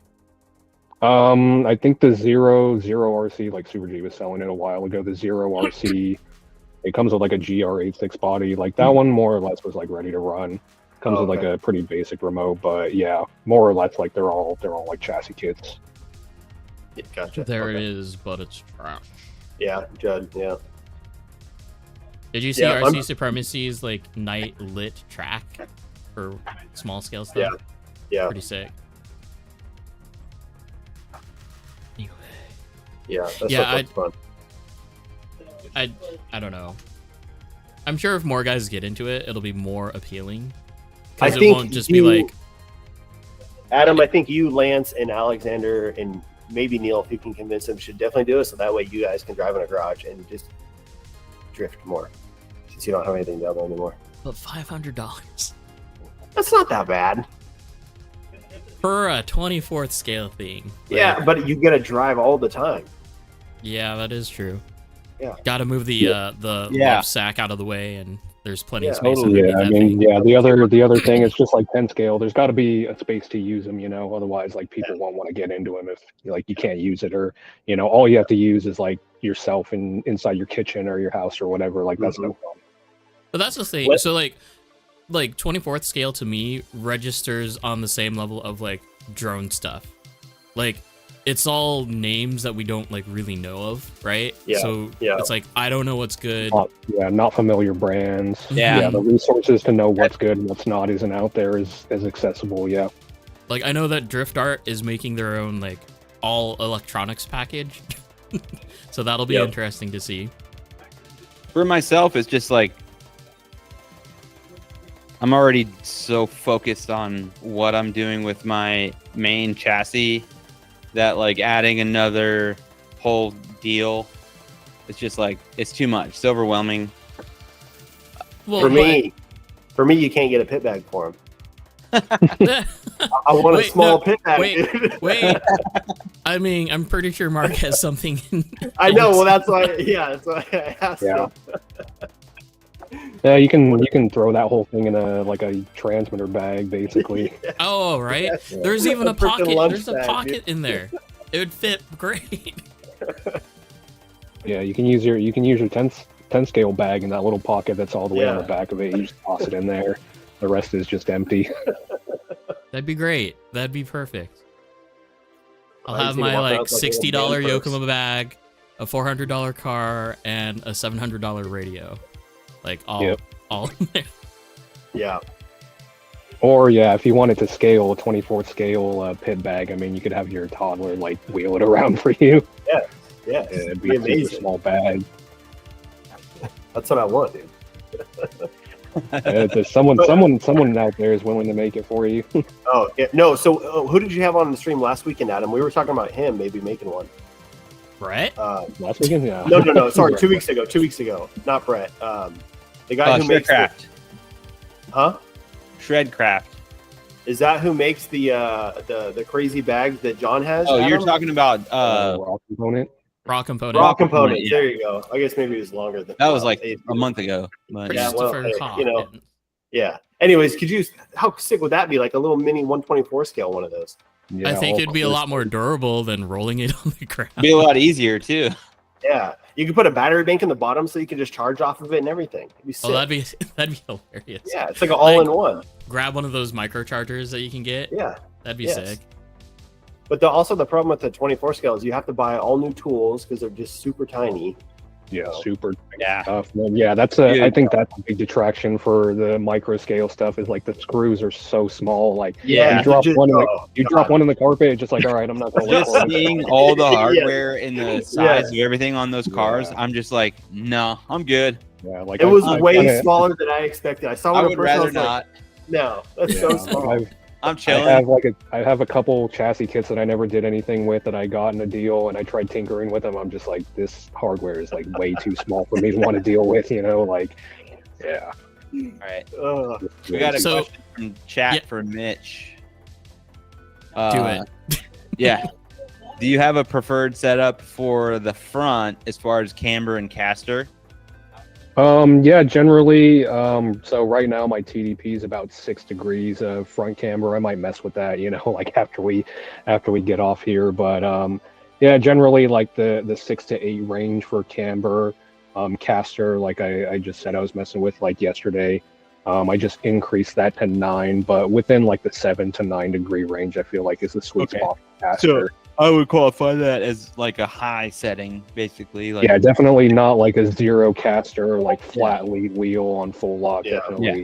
Definitely run a little bit of caster. Yeah. I think for most people, you're either going to be in a low caster, like closer to 0, or a high caster situation. That's all driving style, though. Yeah, Totally. totally. Yeah. I'm a low caster guy, but yeah, I'm a high caster. I'm like 12 plus. That's a lot. I mean, The like, lane. yeah, a lot of times I also, like, when the RDX first came out, I looked at that and I'm just like, man, there's like a couple things here that are like kind of unorthodox to like a common tuning, setup for me, like super high rear camber, like 5 degrees. Most people try to get rid of that, and then the front caster on the stock RDX is fairly low. But I mean, for a lot of people, it's worked. So It's very low on the stock RDX. I think box stock was like how they want you to build it is like either 5 or 6 degrees, I think, for the caster. yeah, I think if you build it wrong, it's like 3. Yeah, it can be. Yeah, you just put the arms on backwards. Yeah, I did that on the very first one I got, and then I sold it to John, and then he realized it was wrong. oh, nice. That's why I probably didn't like it. Oh, that's probably why I liked it. We got another question from Flex Slides in the chat. He says, "Do you guys think the hobby will continue to grow?" Yeah, I have my own answer for that. I would like to hear from Mitch first, though.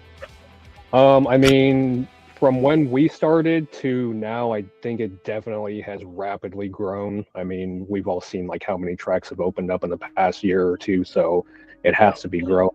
I can only hope it does, for the sake of the hobby and business, But yeah, I think it's not as far as like racing or crawling yet, but hopefully one day it gets there. I mean, like, we can all kind of do our part in the community to help that get to where it needs to be. But I mean, what do you think? I think for myself, I would echo what you were saying. Like, yeah, it's definitely growing. It's growing like crazy, in my opinion. Yeah. And it only will continue to grow. I don't think, like, if you look at just drifting in general, like if you look at the amount of people that subscribe to, say, Taylor Ray or Adam LZ, all those people are potential RC drift people, and we definitely are not there yet, right? Like, so, as far as people that are into drifting, RC drifting is a heck of a lot more accessible. Than real drifting. I think it really only stands to continue to grow. And I think the biggest thing that kind of holds it back is like it's kind of like you got to jump 2 feet in at the same time. You can't just go one in, one out. Yeah, it's a large commitment, but if you can compare that to like actual IRL 1-to-1 drifting, it's like definitely like it's literally a tenth of the cost. The biggest biggest thing is having a good track, right? Yep. Mm-hmm. Good track, and then the people and resources to back it. Yeah. For me, it's not even the track; it's the people. Like you can, sure, but if you don't have a track at all, then it's a non-starter. Like there's no point in buying a car if there's not a local track. I mean, Logan, it's pretty. You doubt. Yeah. If there's not a local scene, there you go. There's not a guy, putting on events, then it's like pointless. Yeah. It's hard if 1 or 2 guys cares about it to try to fuel the fire, right? It's easy when there's a lot of people that are involved. Yeah. 100% of the way. And that's so many people that we've interviewed. It was like there was like a group that did RC drifting. We had a few events, and then like 2 or 3 of them were like, let's start a track. And then that's when the scene exploded. So like that's my point. If there's not a scene, if you live in a city where there's not really anybody doing anything, then it's hard to throw in that $1,000 or whatever it is to get started, because it's like, why? Where are you going to drive your car? Well, I mean, look at Team Psycho. Yeah, no, Why? totally. Yeah, no, it's all outdoor events. It's all whatever. But I'm saying that's what you need is you need the scene to already exist. You need people, unless you're willing to like go hard and be that guy, you know, be the Mitch, be the Brett, where you're like starting yourself. It's like, I want to drive. I'm going to start my own shop. I want to drive. I'm going to buy a track. So then it's definitely something that's always like said and heard in like the areas that don't have something going on right now is like, if you build it, they will come. You know, if you decide to take that leap and start your own track, you know, there's going to be people that are wanting to get into it. I mean, the main detraction for RC drifting right now is I feel like the price point. But like you guys mentioned, like if you compare it to real drifting, like, I mean, I've done real cars, you know, before COVID, so it was even expensive then, but now it's like astronomical. It's way cheaper, you know, for, I mean, a decent part of like the same thrills, you know.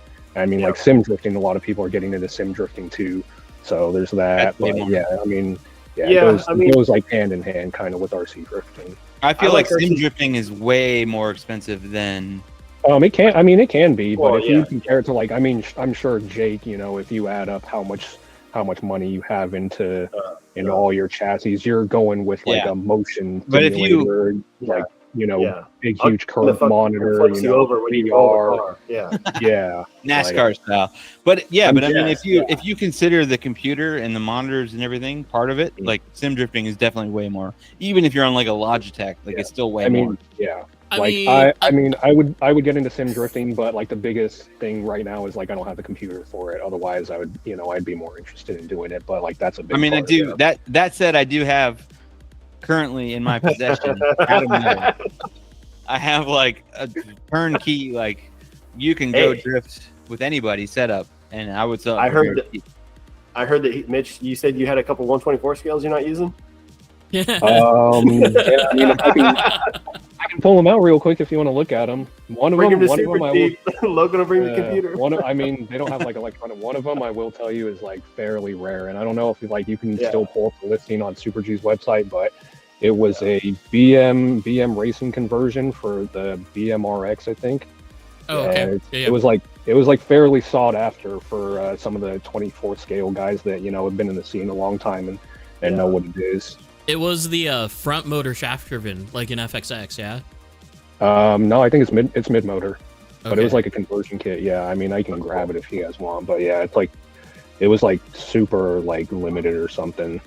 Nice, yeah. If you're keeping track at home, that's where we're at. Oh my god, damn. Going back real quick. I'm still on one. Still on one. For RC drifting, for me, it's just meeting the people. Like I did, you know, full scale drifting before. I've met some people. It's been rad, but for sure. But like RC drifting has just been so much better. I've met so many people that I would absolutely never meet, never be friends with. But once I do meet them and I'm friends with them, I'm like, holy crap! Like we have a lot in common. Yeah. So I realized I'm on the spectrum. In sim drifting, I met a lot of people, including like, you know, I've hung out with Corey Hosford, battled her in sim drifting. That's all fun and well and good. I went to Irwindale with all my sim drifting bros, and there was like 6 of us. It was cool, but like in person, looking at it, watching the cars be very close. I mean, you guys are literally this is my friends. This is my friend. Like this community is really my friends. So I mean, it's a totally different vibe. Like when you hang out with people online only, it's totally different than when you see someone in person. I mean, games. Well, it's like literally we have international my apartment friends last night. It's like we have friends in Canada now that we can go sleep on their couch if we want to. Exactly. It's an insane thing. Ray, they can come and stay in my house. We got the boy Ray in the chat. Probably left already because he's bored, but I know people in Canada. I know people in Sacramento. I know people in LA. New Zealand. New Zealand. Yeah, I mean, UK. all over the New place. Zealand. We know Ozza. Like we could literally go to New Zealand and hang out with Ozza. Yep. Yeah, say when. Drifting, you know, it's RC drifting. It's like more accessible for a lot more people, so you're capable of meeting more people. You know, since you're driving these cars in person together, like, you know, it's much more, you know, on a personal level. Like sim it's cool. It's almost like having like video game friends though. Like the only time you're ever like together is like if you meet them like in person somewhere. Even with you, Mitch, like I obviously have seen your videos before, and you probably had seen me on the podcast before we met in person. But like once we met in person, now it's like I hung out. Now with we you get to like, now we get to like drive together. You know, bros. spend It's some like time, you tune my servo and stuff, and it's like it's a different level of friendship that we have. Yeah, it's cool. RC drifting is like definitely like immersive. Yeah, it is. Yep. So is drone racing. No, I definitely erased the tune that you gave me. No. Sorry. I was making a joke because it's like FPV racing. You buy a FPV copter, you go to races to go hang out with people just to be in FPV mode. You're just like sitting there like facing away from each other with the goggles on. Yeah, but like RC drifting, it's so much more like on a personal, in-person level. Yeah. Well, it's like full-size drifting because it's such a good community with there's full-size, regular IRL drifting, but then you scale it down and it's just the boys hanging out all the time. It's easier to travel, meet people. But it's easier to travel. You take away the heavy financial penalties.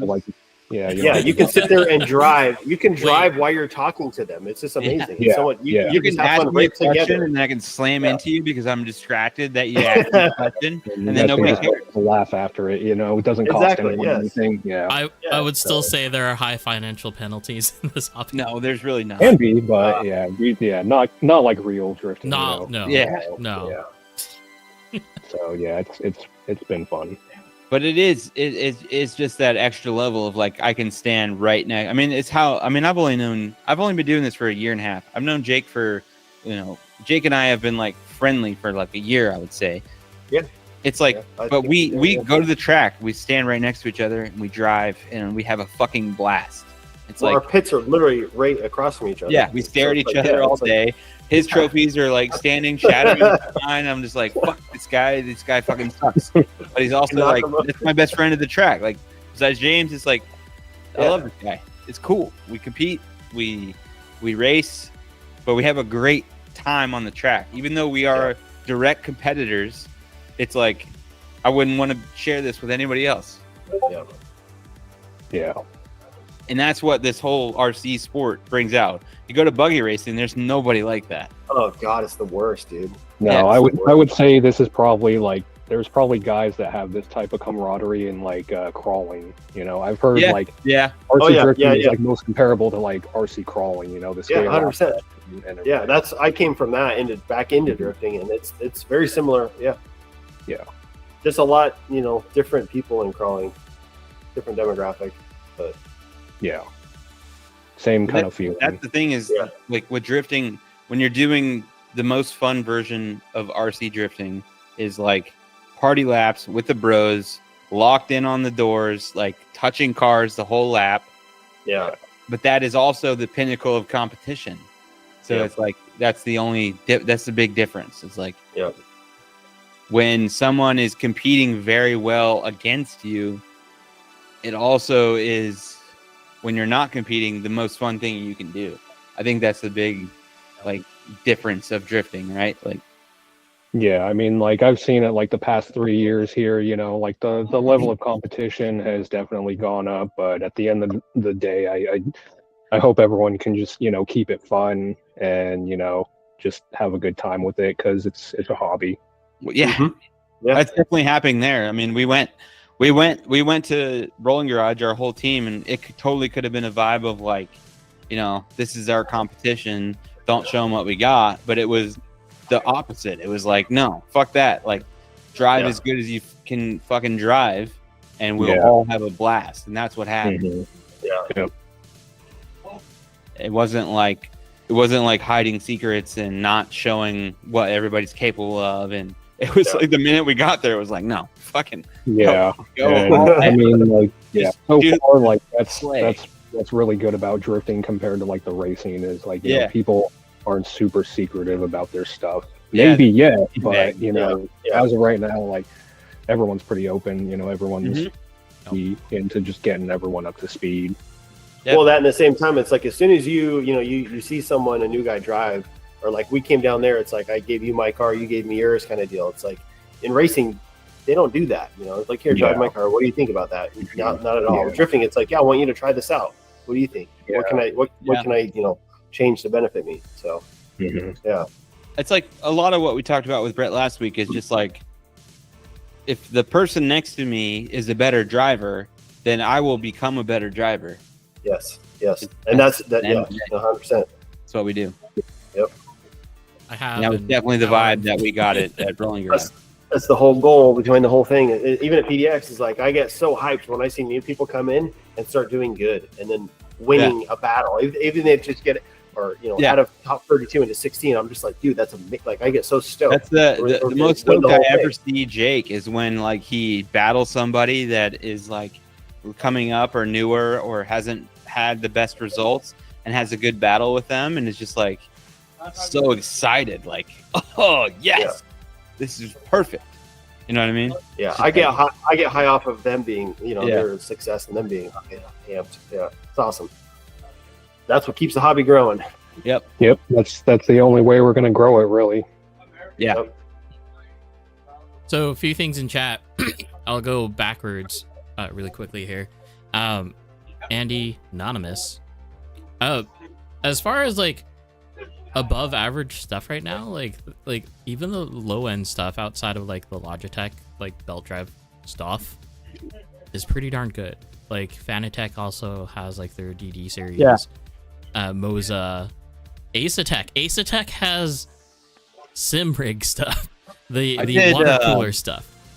So during COVID, I did a Corey Hosford hosted a like FD is not happening. Let's do Long Beach virtually, virtually, and in that I battled. I ended up battling Hurt, and I did that with a G27. So I think whatever you have, if you have a steering wheel, you can do great things with it. Like it doesn't matter. Well, you said you battled him, but did you win? I beat Hurt. Yeah, I beat Hurt. I did not win the competition. G27 volumes on your rig. Yeah. Don't encourage me. If you do need encouragement, I am a great enabler. I can tell you prices. I can tell you all sorts of things. Okay, moving on though. Oh, and VR. VR is where it's at for me. I can't do the 3 monitor setup. Okay, back to actual like RC drift setup talk. Mitch. Okay. Do you have a preferred electronic setup? ESC, servo, gyro, motor? Yeah, so right now my TDP is all Accuvance. I run a Jarvis XX, and then I run a Agile 10.5 with a high torque rotor. Before that, I was on a Overdose 10.5, so much just like pulled it out and mimicked it as best I could. And then servo gyro, my go-to is like definitely the 550. For the price, I feel like it's just the most adjustable. Like the learning curve is very high, but the skill ceiling and the tuning ceiling is also very high. And then Futaba servos work really good. Before that, I was on an RSST on the 550 that worked really good too. I just picked up a GOM, and I had a KO Propo set up for that, and that still works good. I have a dice in the mail on the way, but right now I have a KGX. Same thing, but yeah, it still works very well. I know that's Wilming's like go-to. Yep. Him and Chris, both of them. Finals last year, I ended up selling Justin a servo because he had the KO BSX, and I guess I was glitching out on him, so I had an RSX. It was shaking. Yeah, so I sold him an RSX, and then he went on to get second. So yeah. Which Futaba servo do you have currently? Right now I have the CD700. The one that I had in the YouTube video that I did for the servos. Before that, I ran CT700, and even that was good. But I think the 701, 702 is like a little too glitchy for people. So like, unfortunately, like you can't even get CT700s anymore. So drifting is probably going to be like CD700 for most people, unless they want to go 501. The CD700 is the first and only Futaba servo that I've experienced, and I have no complaints. It's been great. Yeah, that's good. Takes a little work, but so worth it. 501 to 700, right? Mhm. 700 all day because the price you're already paying. Yeah, their pricing went up on the 501, so yeah, I feel like the 700 out of the two is still the better choice. It's like it'll be worth it in the end, especially because the 501 is like it is a plastic housing, yeah. I think. Yeah, Yeah, it's like still it's still similar to the CT500. Just like if more expensive. if you're thinking about balling out on a servo, just do it. Yeah. Yeah, it's like it's almost a $300 servo, but if you get it set up right, it's worth it. Hey, I Buying- don't want to tell people this. Yeah, I was gonna say I don't want to tell people this because I don't need competition. But go to buy. You can get them for way cheap. Go to How buy, much is but theirs? also like, it's, I mean, not the even buy relative it. cost difference between a CD 700 and like an RSST is whatever. Like, It's $80 to $290. Yeah, it's a lot. it's not $80. No, the RSST It's is like- like 100 something now. Yeah, it's like No, 95. they're 95 now. It's Remember- you're paying remember, for the Like at you're the end paying of for the day, premium like ingredient. yeah, RSST used to be a $67 servo before it was it shipped. used to be. Yeah, Yeah. Now it's 90, but also like, yeah, I mean it's RC drifting. Like, yeah, you if you can afford, if you can afford the chassis that you bought, oh, there's a little boy. There's a little boy. Yeah, I don't know. Like Oh to my me, gosh. with RC stuff, like if you can afford a 10px or a 7px, like it's all the same price. Like you gotta buy one. like, it's not crazy to go up to like a 200 or whatever dollar servo sounds like it sounds insane, but it's like when you have 6 cars, it is. how many cars do you have? Yeah, first of I all, have 4 of them have it. yeah. I have one basically, so Yeah, basically, just don't tell that to anyone getting into it. Oh, it's just a Yeah. $300.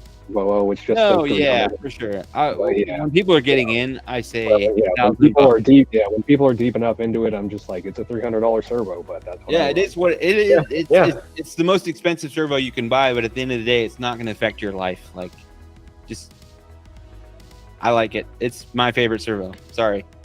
So I looked for RSST on A main, and yeah, $94. But I also found Super G. How much are they charging?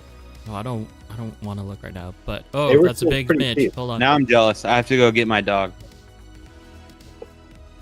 Super found- G were still pretty cheap last time I checked. Hold on. I found another random servo. It's not a drift servo, but it looks pretty cool. Like kind of along the same lines as Oniseki servo. I wish their stuff was good. Oniseki? Yeah. Oh, yeah. Yeah, everyone wishes their stuff was as good as it looks. Yep.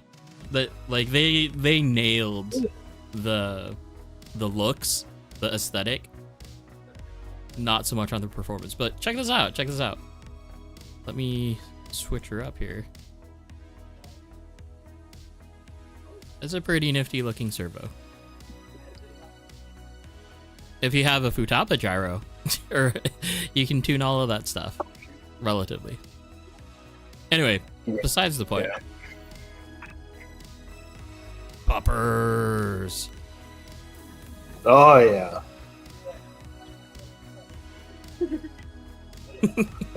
Dude, there were so many dogs at the coast today. So many. Oh, yeah. It was also packed. Like, South Beach was absolutely packed. It was insane. The beach I went to up here in Vancouver was just insane. We were there for maybe 50 minutes and we're just like, no, we're leaving. Oh, you should have gone and hung out with James. Do some. I wasn't, boarding. well, no, I was like, I was in Vancouver. He was at like Seaside or something. Like, Yeah, he James was at like Cannon Beach.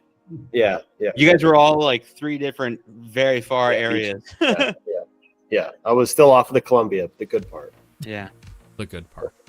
James goes to the like Short Sand Beach. Adam was down in Newport. Jake was like farther north. Yeah. It was a good day. Everyone was at the coast. Yeah. I really wasn't. Well, no. I mean, like, the general populace was like at the coast. Oh, yeah, Or the lake. Like everybody's Facebook feed was yeah. some body of water today. Oh, yeah. Highly recommended. Right. It was a good getaway. Even Chris and family were they went Yeah. to that lake, and I was like, well, I would have done that. Yeah, thanks, bud. Hmm. Judd's saying that the 24 scale Onisiki car is pretty good so far, and I've been talking to him earlier tonight too, and he was thinking same thing. That's a good one to get into. Where's he driving it though? In his garage. I'm surprised He his posted garage is cleared out. Yeah, right. He got rid of that. He got rid of the RSX, dude. Oh, right. True. Hold on. Let me find it. Oh, did you see the new post? Agile level 38 rotors. Yeah. Oh, whoa. This thing. Yeah. Whoa. So the Oh, high Pikachu. torque ones are 34s? High torque for Agile is a 42. 40. Yeah. Oh, so those are like more wheel speed? Yeah, in the end, it'd be more wheel speed, Well, less wheel speed, more Low torque. torque. More torque. Oh, even more. Higher number, more gas. Ah. wait, what are you comparing this to? Just the agile motors. I had whatever the Agile high torque one is now. Yeah. High torque. Oh, This is high yeah, torque time is out. 42. Yeah. yes. This Okay. is yes. Lance Yes. has it. These are like mid torque. Yeah, Okay. exactly. I was gonna say it's gonna be a higher RPM, less torque than a 42. Yeah. Yeah, But yeah. a little. The stock is 32, I think. And so Stock it'll is, be I think, 30. 30. Yeah. Oh wow. So either way, yeah, it's a good mid range. So Just somewhere in the middle. yeah. Gotcha. I'm What is looking that for again? Agile or fledged? Agile. Okay, It, cool. it's yeah, interesting at how much development that they're doing for agile right now. Well, Yeah. yeah. They're realizing the fledge is not very good. Everybody Hey, likes hey. Agile, right? I'm pretty sure mine has a rug though. Mitch? Yeah. What do you like? You guys- Honestly, I've always preferred Agile. There you The go. only fledge that I tried, it was all stock, and I was like comparing it to like a full torque Agile. It Yeah. wasn't like enough torque for me, but I'm keen to try like a high torque fledge at some Alfredo himself said agile, so there you go. point. Oh, yeah, There you he's go, you know Alfredo. he's coming off that overdose motor, so yeah, Yeah, pretty yeah. comparable to the He- Agile. okay, I like it better. Have you tried the D-like motors, the new second No, life ones? That's the all I Dream run. All I run in Okay. my cars. Yeah, I love them. Mhm. But I want other people's opinions who have tried them from Agile. Mhm. So, I think there's probably like one guy here that's ran the Dream motor, probably like the older one though. yeah, Are the magnets like pretty strong in it? yeah. I think it's God. I would almost it's so hard to compare it, but like I would probably say that's like a high torque rotor Agile. Yeah, I mean Yeah. that would make sense because like most of their development was like outdoor cars, so super Yes. high grip asphalt. Yeah, that would make Yep. sense. When I drove yours, Jake, it felt like a Rev D motor. Whoa! What car? Gee, I don't remember your. Okay. That's the problem with Jake is you like it depends on what week you drove. Yeah. When did you buy it? Yeah. Hang on. No, I'm running a Rev D motor in my GRK, my current car, and I want to put a D-like in it, but it's not very. You have to take half the car apart to do it, so I don't really want to do it. This conversation is hard for me because I have an Agile 10.5 and that's the only AccuVents motor I've ever ran. Before that, I ran a Yeah. Hobbywing jet stock. So I'm actually a little salty that they stopped selling the BS Dual because that was a great motor. And the price point was like Yes. you can't say Yes. no to that. No, BS yeah, fuels are yes. super cheap. BS Like- Dual 11.5 was the best, perfect motor. It was like a $60 motor. Yeah, Rotors are like $20-$25. I'm so Also- mad that I sold all my BS Duals. So Judd has one of my I know, and I olds. need it from him, but he won't It- freaking sell it to me. It's hilarious because it's 10.5 with a 13mm Yep. rotor in it. Yeah, and that's good. Alfredo, answer your DMs and we'll get you on the show. Oh, big dog. Maybe he doesn't want to, dude. Maybe he just likes being in the comments. He's over it. He's like, no, I'm just a comment guy. Yeah, he's just like not using the car. Facebook. Where? Okay, there you go. So okay, you go down, you come back with 3 24th scales. Judd, what is this? That's the Onisiki one, or one of them. One the of them. The top one, the one that's like zip tied to the box. There you go, that one. See, like I love their aesthetics so much. And that one comes with a JZX body too, a clear JZX 100. Oh, nice. Yeah. Okay. Sick thing about these is that you can use like any 24th scale model. Yeah. And just yep. throw it Model on. kit bodies. I mean, even like 3D printed bodies. Like 3D printed bodies are like harder to use for a 10 scale because of the weight, but yeah, 24 scale, like 3D printed stuff. Like, We're all on the weight shift bandwagon, right? It's perfect. Yeah. Yeah. I wonder if 3D printed bodies legal for comp. I don't know if I was ever a weight shift guy, but It's fun. It's just like it's it's it's like comical. definitely It's like fun. seeing the car just like fall obviously, over. yeah, it's so fun. freaking It's more funny. fun, but yeah. I mean, if Hilarious. you want like an easy, cheap way to get into it right now, the hot thing is the LP86. Yeah. Yeah. And then that thing will weight shift more than any other chassis you've ever seen in your life. We've got a few at wait, PDX. Wait. I have a chassis. Yeah, Adam's Mini is the most ridiculous freaking thing ever. Yeah, but I mean, if you look at the way, I don't know. It's not real. It's totally comical, and that's not Yeah. all that it'll ever be. Yeah. We just gotta put the Jimny body on it. If you put the roll center directly in the middle of the chassis, and there's no other mounting points, then yeah, it's gonna roll like crazy. Hey, surprise. There's limited availability on that chassis. Okay. True. And besides, it's just a fun car. That's all it ever will be. Hey, Mitch, I know we kind of already said it, but what's your battery choice? Oh, sponsored battery right here, Gen's Ace. Yeah. Right now I only have the 4000. I don't have any of the 2.0 4200s yet. Yeah. I know they designed those like a little bit longer, but it should fit my battery tray once I'm able to get them. But yeah, pretty much Redline 4000. I've experimented with like ProTech batteries, McLaren batteries. For me, like my personal experience, like they're all pretty much performing the same. Just depends on like how long you're using it for. Eventually it'll degrade. So I've been just switching back and forth between them. But yeah, technically I'm like Gen's Ace sponsored. Nice. So yeah, shout out to Gen's Ace. They actually sponsor pretty much our entire team. Nice. That's cool. That's really cool. And you guys have is there? I think there's a lot of AccuVance sponsored drivers in your shop too, right? Jordan, Josh, Alfredo, Trey. Yeah, the rest of the AccuVance guys, from what I know, are all like Team Super G. Yeah. AccuVance sponsors a lot of drivers. It's pretty awesome. Yeah. I'm trying to get on that train. Yeah. At one point, I had heard Hobbywing was starting to get into the drift game, looking for drivers, and a bunch of people reached out to him, and I haven't seen them post anything since. Well, Alfredo, Alfredo Hobbywing. Oh, wait, what? Alfredo's on Hobbywing? Yeah, that happened a while ago during TDC Worlds. Oh, sick. So he's been Hobbywing. See, Alfredo, you got to get on the channel here so you can explain. A lot to talk about. I'm chatting with Alfredo right now. We're good. Yeah, we got dude. him on. Yeah. Maybe he doesn't want to talk about it. That's why he's not answering. Well, I mean, yeah, it's fine. I'm just curious how the comparison between Hobbywing versus AccuVance coming from someone like him, you know? Yeah. Signed So in January. what I do know is he's running. Congrats on that. What I do know is he's running XR10 Pro, not the drift spec. Thank XD. Okay. goodness. Yeah. So I I mean, remember what XR10 makes Pro you on say my first- that? Yeah. Adam. Huh? What makes you say that? Because the XT or the XT10, is that what it is? Yeah. Mhm.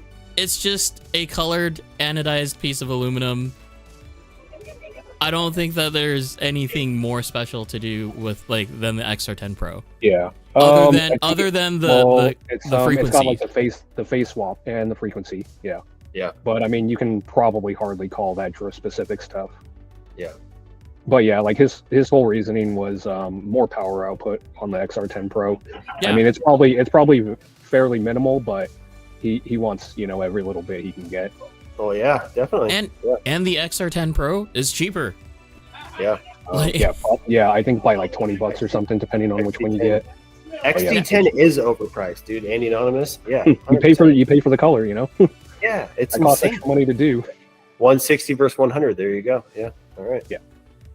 I mean, admittedly, wow. I don't know what that was. Like, all of the Hobby Wing ESCs are super light. Like, they're 2/3 the weight of an AccuVance ESC. Yeah, like, and I'm easy. sure especially once you add like a blaze cap and all the other extra stuff, I'm sure that's like a fairly overlooked feature. No, you're right. Like the actual physical weight of the ESC. Yeah. Yeah. Yep. Mitch, let's get can we maybe grab some other owners or maybe go for a walk? Let's go for a walk. Yeah, we can go. Let me check who's on track. We gotta get right Jordan now. on there. We gotta say hi to Adam since it's his he's leaving today. Let me Go off your track. Dude. Yeah, we can take a shop tour. I mean, we'll start like right here. This is pretty much just our personal office. I got a couple bodies there. I'll show you my other bodies. Oh, I saw your bodies up on the wall. Oh, yeah. Oh yeah. There you go. The gold labels. The hidden ones. You can't buy those, boys. Yep. Yeah. Brand new in bag Altezza. Yeah, I love it. yeah. I love it. Look at that. Yeah, that's right. Dude, that dog. Altezza would go for $1 million over here. I know Miko's selling a clear one with the printed on livery. If anyone's looking for an Altezza, he's selling one. I just got sold one of those. the HKS one, Trust one. You guys still doing roast my workstation? This is like pretty much all of our workstation. Oh, that's way too clean. Yeah. Oh, all the probably not that though. It's okay. It's okay. Yeah. It's out of sight, out of mind, right? Yeah, it doesn't count. Yeah. All right, so we'll go walk outside real quick here.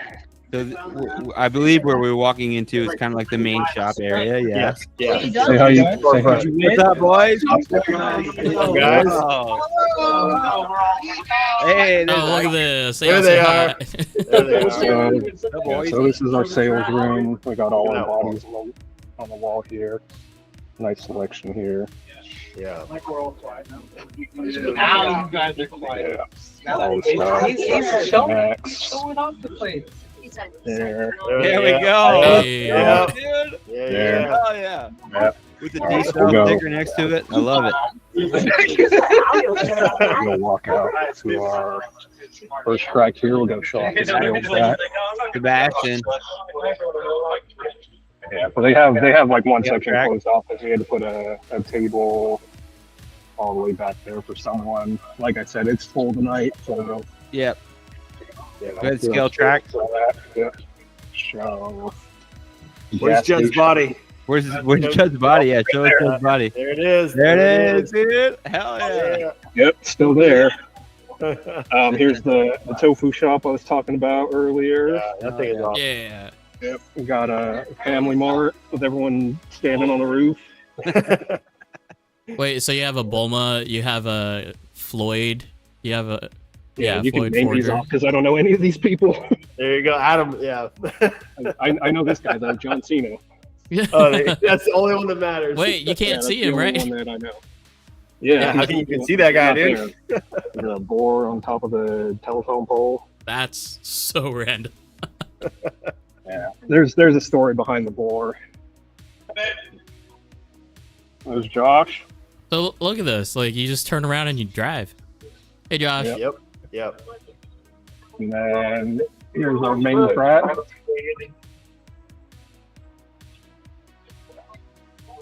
So this is the track. Really fun too.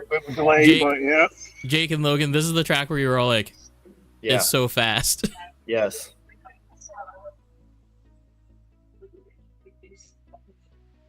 Track, and then we have one room in here. And yep, that's pretty much it. Alfredo, he's dropped some hints on it. He's let us know a little bit.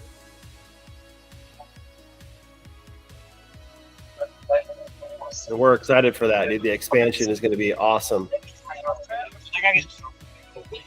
Oh, what's up, dude? What's up, y'all? There's Mr. moving to Vegas. Mr. Moving to Vegas? Is that what I heard? Yeah, he's moving to Vegas. Oh, Right now, we wow. live in northern Nevada. Oh, yeah.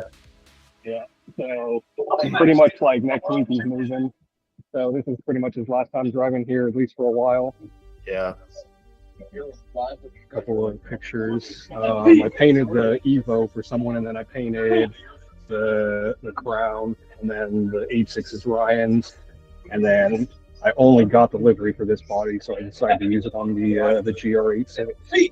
Nice. Show off like Austin, there's Austin from Chassis Checks. how you doing? Go for a lap on board. Oh yeah, we've done a little bit of racing here. Virtual. Oh. LPs behind you. Oh, VRC Pro. Yeah, are you familiar with that? Yeah. Yeah, so we kind of recently had a racing track open up by us, so I decided to see if there was any sim racing that we could practice on, and we found VRC Pro. And great thing about the 10PX is it's got that USB plug-in right in the back, so I just plug my USB-C cable right into the laptop, and we're good to go. Yeah. It works. Yeah. I built well, everybody already knows. I built an adapter out of a micro Arduino. Super easy. And it works. Yeah. I mean, so now they have like a USB receiver pretty much for Futaba that runs a SFHSS protocol that you can just plug into your computer. So anyone with like 7PX, 4PM, 3PV, they can all just bind those. I think it's like $50 or $60. Do it for 20. No joke though. like it can be that cheap. Yeah. And as far as like input lag, there's none. It's fine. Yeah, that's It's good. But yeah, that was fun for a little bit. We don't really mess with it too much anymore, but yeah, it was fun for a couple days. If you do venture into VRC Pro, Mhm. don't do the drifting. Yeah, Don't no. ever do the drifting. Yeah, we looked at it and we're like, okay, it's only all-wheel drive. Like, we're only interested in the buggy, like the 8-scale electric, because they didn't have a 10 scale, and then all of us were like super into like the 17.5 12-scale pan. Like, that was really Yeah. fun for us. Yeah, It's super we're fun. just full throttle the whole time. You just steer, let off to brake, and yeah, it was super fun. Testing our driving limits on that. I like it. But it does get really old pretty fast unless you have like Yeah, the especially people to do it. yeah, that, and I mean you have to like buy a lot of the content. So yeah, Oh. we were just on the free version. Sorry, I'm that old school where I've actually bought the lifetime subscription Oh, nice. Yeah. where it wasn't on Steam. Mhm. Yeah, just on their website. But yeah, So- we added everything up. If you bought it separately, like it was just worth it to buy like the $70 like for everything.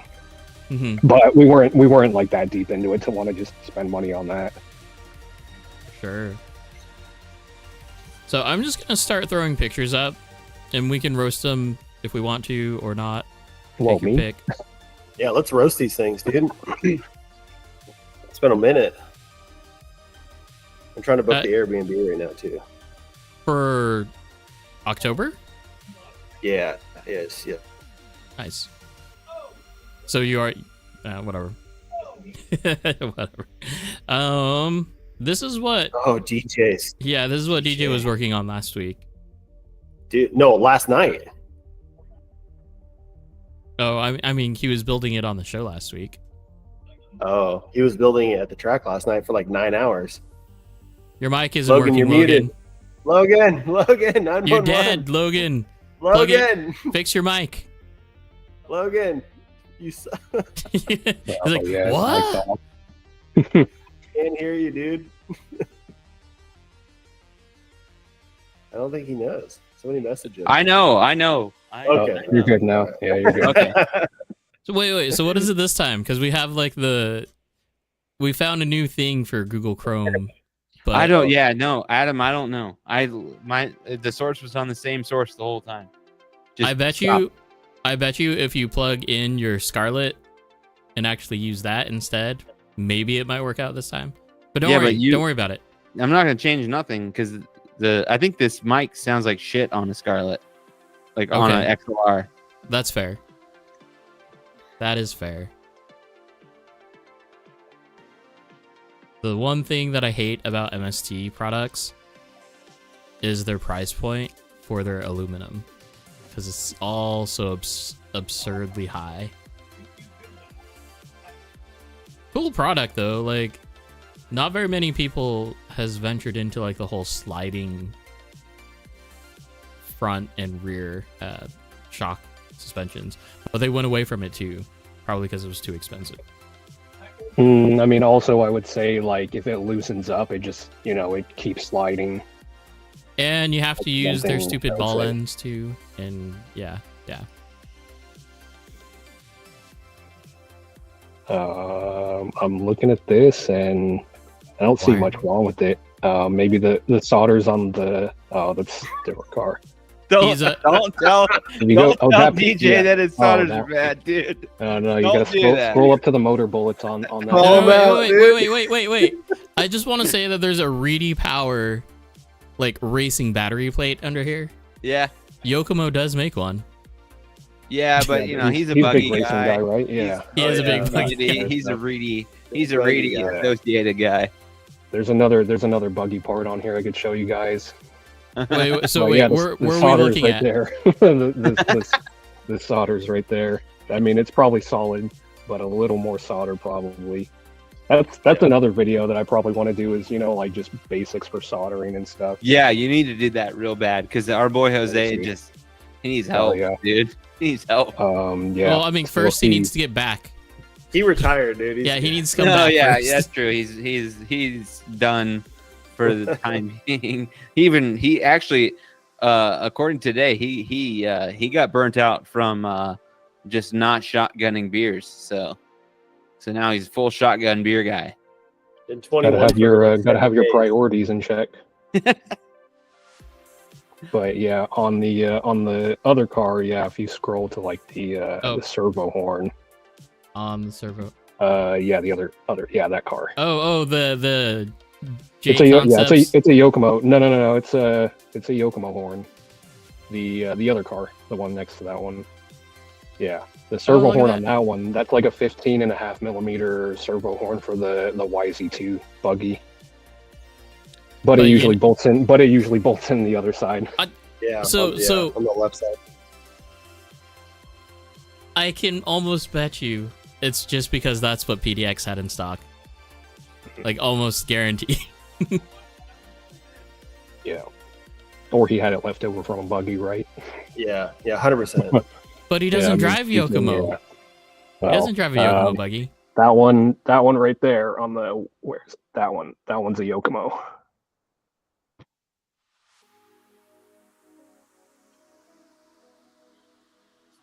Okay. So check this out. This is from Josh Geeg. Where you have to label out all of your paint marks. Yeah. I am too lazy to do that. Like, all the people that do paint only liveries and stuff like that, you guys are awesome.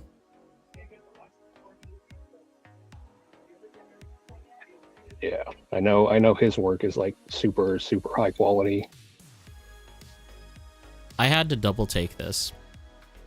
This like messed me up for a good few seconds. Oh wow, it looks real. It does look real. Holy crap. Good job, Mark. Wait. Oh no, it is real. They're just like two RC cars photoshopped in there. I was like scrolling. No, in they're on sitting the- up the- above it. Yeah, If they're you look up at it, they're above. sitting up above. That's okay. Yeah, but if you like scroll in on the people, like the people are real, and then he like has Yes. two RC Yeah. cars kind of photoshopped in there. I had to like scroll in and look like, are those like figurines or something? I wouldn't want to go to this car show. It's a dirt floor? No, It it's does look concrete. It's like brown. It's and just it like looks- dirty concrete. Okay.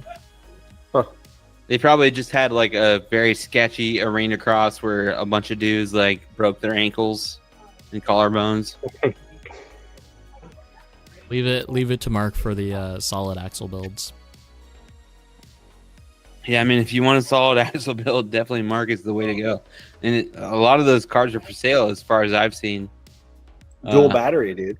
Yeah. Double battery. No. It's just one is for weight. Yeah, That's Just it. put one battery for weight, and then the other one actually power off of. This is how you can tell it's a race spec body because of the wing that's on. Oh it. yeah, the wing. Yep. Yeah. Jake's GRK. Literally took that picture and sitting right next to me. Yeah, there you go. Enjoy it. No, it's got the Eurofighter conversion. Yeah. Yeah, there's a guy that's like semi-local to us, and he had a GRK, and he was kind of torn between the Eurofighter and the MC2. So this was an MC2, and then I converted it to the D1. Yeah, he couldn't find MC2, so he just settled on the Eurofighter. Oh, nice. Yeah. It's I've bought 3 MC2s now off of Bai. Oh no, actually, sorry, I got my second one from Mark Mile High, and then I bought this one, the current one. No shit, 4. I've had 4, 3 off Bai, and then 1 from Mark. I have 1 behind me too. It's like right there. You got more than you can even remember, huh? Yeah. I buy and sell a lot. Going back to chat, Alfredo, man, if you want to come to PDX, August 23rd is the day to do it. I know you might have something going on that day, or that weekend, but we would love to have you. I mean, more realistically, just let us know, and then we can plan to be there. Yeah, I mean, yeah. Anybody that wants to come out, we will, we'll host you well. Yes, absolutely. Let us know. Our team guys, we can do what we want at the track. So if you want to come out, let us know. Give us advance time. We'll show you a good time. These are my wheels that I currently rotate through to see which ones I like and I don't like. I don't know. Speaking of which, there is a question in chat that we missed, and it's it basically revolves around high traction wheels. Yes or no? Yeah. That's basically what I was doing. Yeah. Those all look like high traction wheels to me. Yeah. I mean, the softer the wheel, theoretically, the more contact pads you would have. Yeah. Although, do we still need to make Chris a believer with his chrome Chris wheels? Who? Your teammate, PDX team. Yeah, no, he's ready. Apparently, those are high traction chromes, are they not? Yeah, the lab ones are like relatively soft. Yeah. But I mean, are those green ones in that picture Valinos? Oh, on the far right, over here. Yeah. What? The highlighter ones. What brand are those? Those are Valinos. Yeah. So those are pretty soft, right? They're actually the top line 5-spokes. They're a little bit harder than those, but a little softer than the far right overdose wheels.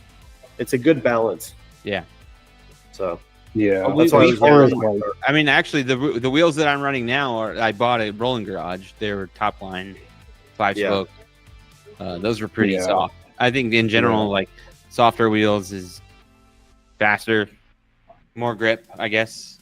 Yeah, I mean, like as far as high traction wheels go, like I've tested like polar opposites. I think I did like MST adjustable ones, so that's like essentially like a double barrel, or like the DS Racing adjustable ones where you like they're bolted together, versus like a top line high traction. Like I just swapped tires on wheels, and it was definitely noticeable. But I know a lot of people. I know a lot of people are like super skeptical about them. So it's whatever you want to run. Like if you don't see a performance difference and you don't want to run them, don't run them. Yep. Yeah. But at least try it. Placebo effect totally applies. So if you find it could be wheels, you'll be faster on them just because you think you are. Yeah. It probably almost works like a secondary suspension or something. Yeah, right? yeah. Even offset too, I feel like adds into that grip level as well. Yeah. So obviously it changes where offset changes where the pressure point is on the tire. So yes. Yeah. And these are all offsets. So some are 7, some are 6, some are 5 and 8. So Yep. Yep. So remember when we were talking about the Traxxas Mud Boss? Yep. Last week. Was it only last week? Yeah. That mud boss with plastic tires on it. Well, I'm pretty sure it's just like what are they called?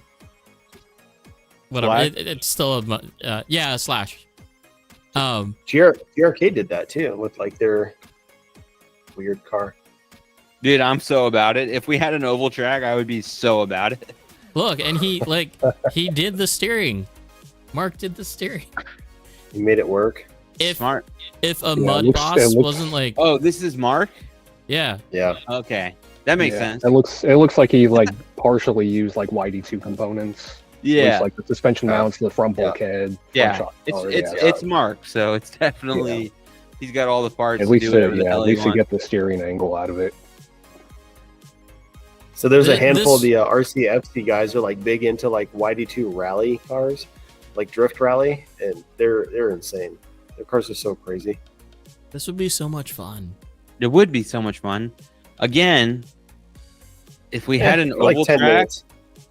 local that was like more loose surface, you guys might lose me. I'm gonna be honest.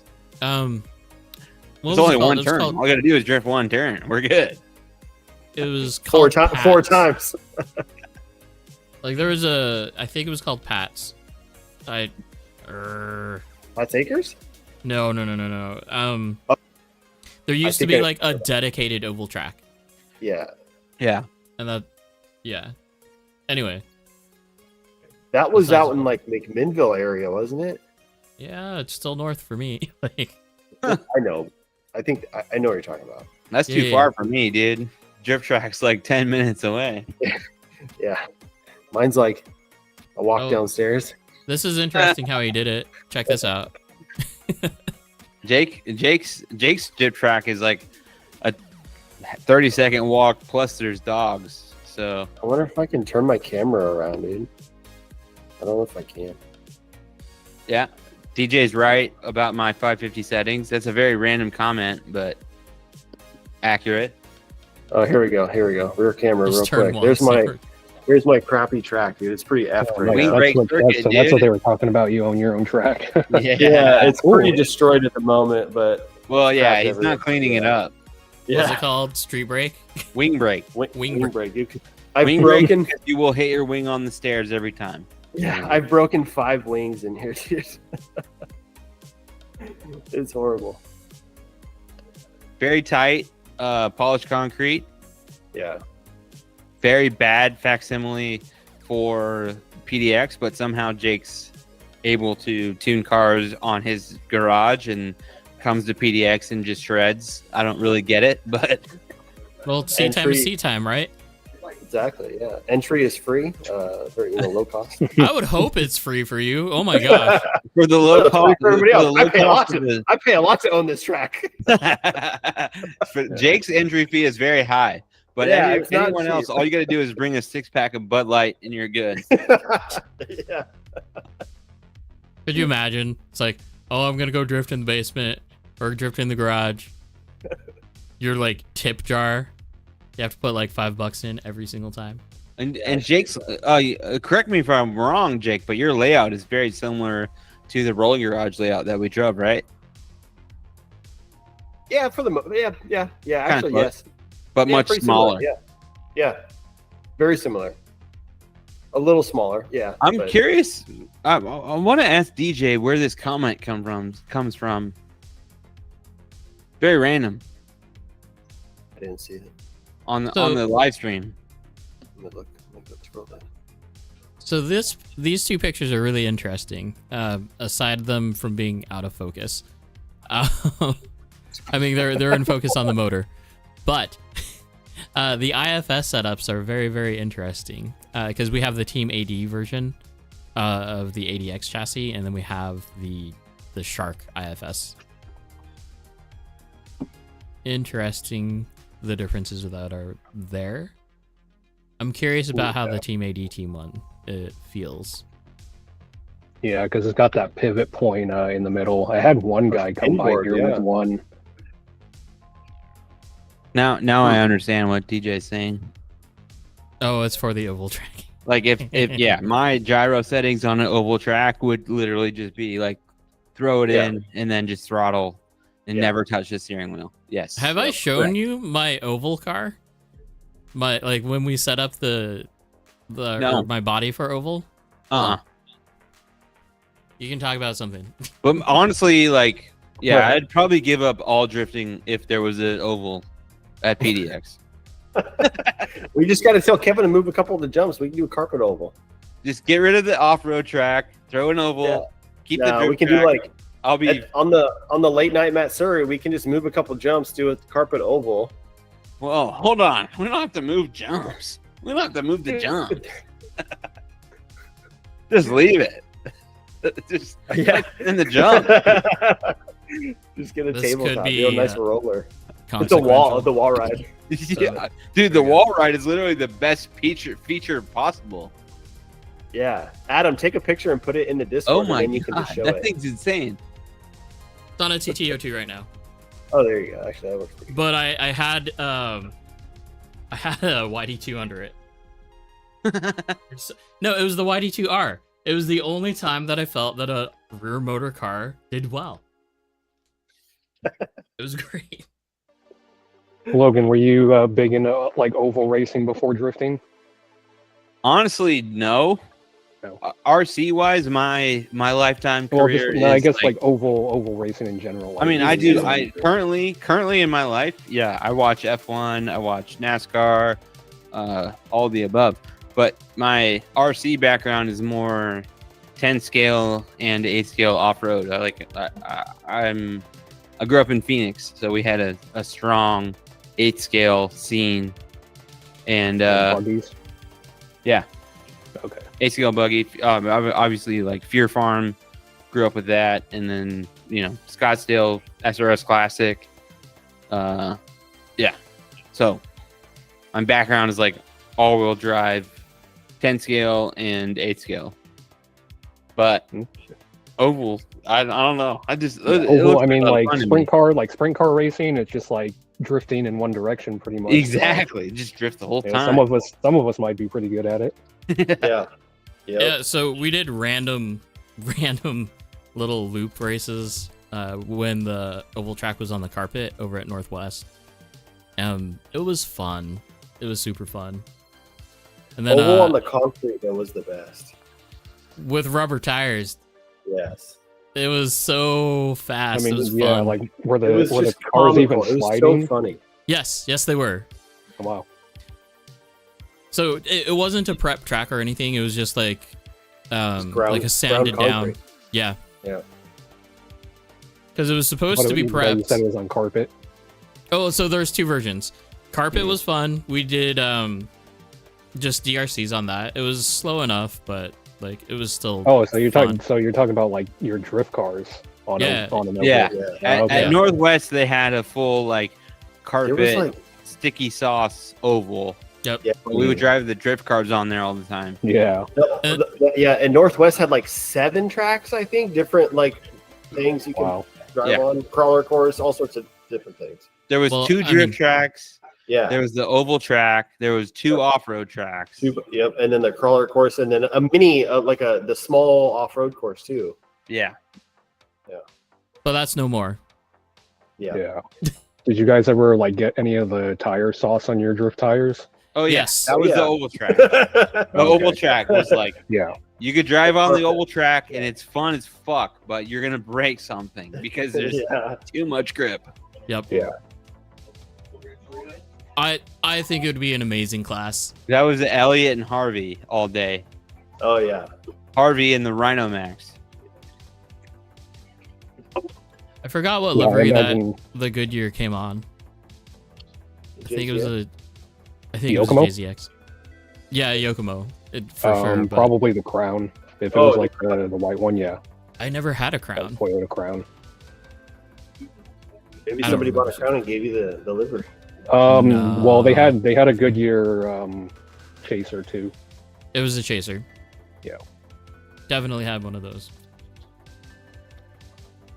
That was before I knew how to apply like liveries. So I always had the livery, but I didn't know what to do with it. So it just sat in my drawer the entire time. Yeah, We repurpose should it. all go out to Sunset Speed. I have like 3/4, like 90% of the HKS S15 livery, and I put it up for sale, and like no one wanted to buy it, and I'm just like, well, if no one's gonna buy it, I'm gonna make a buggy body with it. Oh, Yeah, like a HKS S15 buggy. Yeah. I have a very pretty drift specific buggy too. Yeah, yeah. Like Anyway. when we were trying to get into it, like one thing I wanted to do was like everyone, like if you're in like the racing world with the buggies, everyone does like the splashes or like the little spikes or something. I wanted to do just something different, like a full like rolling garage livery, like or something like that. Like a JDM livery. Just make something that looks like drift related. I'm I kind of feel like we did that with our Team PDX bodies. We kind of took like Kevin's like buggy style and kind of put it on our drift cars a little bit. Yeah, that's a cool idea. Just to like a little culture shock for people that have been in it, and they see something different. Yeah. For those of you who are watching the Instagram video that's up right now, this is what I want in the Top RC Drift video thing. Like pictures of either your teammates or like you driving, not just like some random video, right? Because then we can actually like get real feedback on the so when I saw, I think Logan, you posted this like last week, right? I think his mic is down again. Anyways, yeah, I think you posted it last week, and this was going back quite a ways in the earlier conversation. Was like I saw Logan driving, and I was like, Jesus Christ, dude, he's so much better than I am. Like I'm not anywhere near that smooth at all, and it's just like, I don't know, kind of blows me away. Your mic is dead, Logan. Can't hear you. Sign language, dude. Anyone know ASL? I mean, clearly you can hear.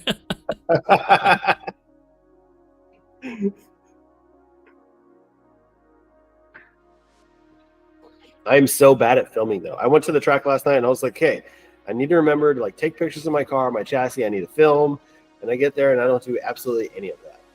Dude, isn't the Instagram, like the whole thing of Instagram or in social media, it's just wacky. I'm the worst. You have to work so much just to get a good reel or just to get enough footage. Yeah. To make it look interesting. Yeah. I suck at doing Instagram reels. I'm just like, I just can't. This is a concept that I can't do. Use the templates.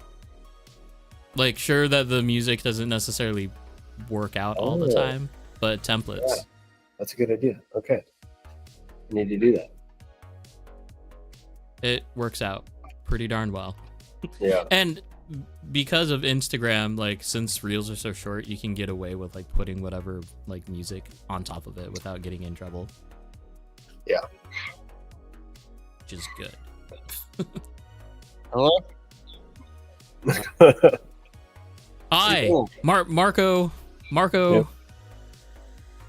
Are we roasting this reel or are we just like viewing it? No, I just wanted to make sure that people knew what the channel was for, because there are plenty of videos that are posted here, and I'm sure that like they feature themselves somewhere in it. Like someone posted, or Brandon posted the Matsuri video. Yeah, it was like 30 minutes long. Yeah, that's I saw that and I was like, ooh. I don't think I'm watching that. Well, there are cool videos in there. It's just definitely. I want videos of you guys. Hello. Yep, I'm good now. There we are. Logan, you tapped the wall right there. Fuck off, dude. Wait, so who is your cameraman? DJ. Me and DJ are always swap off on filming videos. I wanted to say to Jake, I heard you say like, you were like, holy fuck, this guy's good. Yeah, that's how you drive, dude. I never see myself or video of myself drive, so I'm like, God, I really suck. Like, I mean, watching everybody else. Like Friday night, me and you were driving a lot together. It was like, fuck. Jesus Christ. This is what we have to do. Yeah, it's a two-way street then. Yeah. So yeah, I mean, that's sick, dude. That's what I'm about. If there's a lot of people at our track driving like that, then Yeah. good. I mean, obviously, it's a lot easier. I've said this in our personal chats. Like, I can drive like that on a practice day all fucking day, but Yeah. when it comes down to comp time, like, it's a totally different ball game. Yeah. yeah, and I think another thing that people see when they're watching someone else drive, it's usually like on social media and everything, right? So that day, you know, that person could have had 50, 60 bad laps. Yeah. But the only ones that are going to make it on social media are Yeah. the good ones. So Yeah. you never know. No, you're you never know. totally right. Like, I'm gonna ask DJ to film. Like, I'm not gonna say shit until I'm like, okay, I'm dialed in. I'm in the zone right now. Yeah. DJ, start filming. He's gonna film 5-6 laps, and then I'm gonna cut the best lap Yeah. out of all So that. when you see someone driving on social media, realistically, you're only seeing like their best laps. Yeah. Doesn't mean driving like that every single lap. Yep. Yep. No, I definitely not. I hit the wall all the time. But like for someone watching someone else drive and, you know, they get self-conscious about their own driving, and it's just like, well, you know, you don't know if they're driving like that every single lap, every single day, you know. That can only be I made that track. Like, I designed, like, that track is my layout. I put the wall. Me and Jake put the walls in. Yep. Like, and I put the zones in. Like, yeah, so when you're doing all that, you're adjusting it to your own perfectly driving. tailored to myself. Yeah, Oh, 100. Yeah. That's Yeah. crazy that I could do good on it. yeah, yeah. Like the angle markers and everything. It's you're Yeah. basing it off your own car.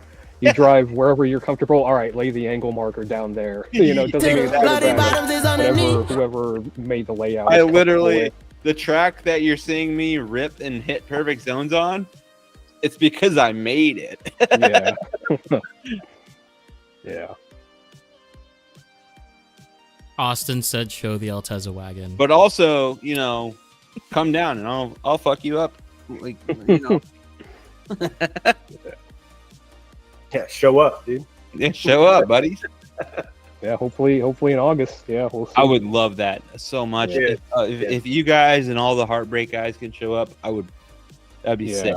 Yeah, the drivers, it's easier for them, you know, they just, you know, take the time off work or whatever. It's harder for us. You guys have a know, track to run. Oh, absolutely. Yeah. So it's so hard for us to I get know. out and do anything.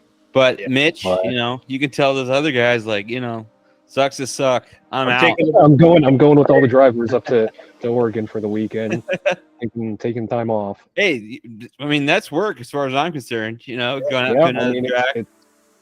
it's more work related than some other stuff we've taken time off for. So yeah, How not to Could run a make it hobby happen. shop.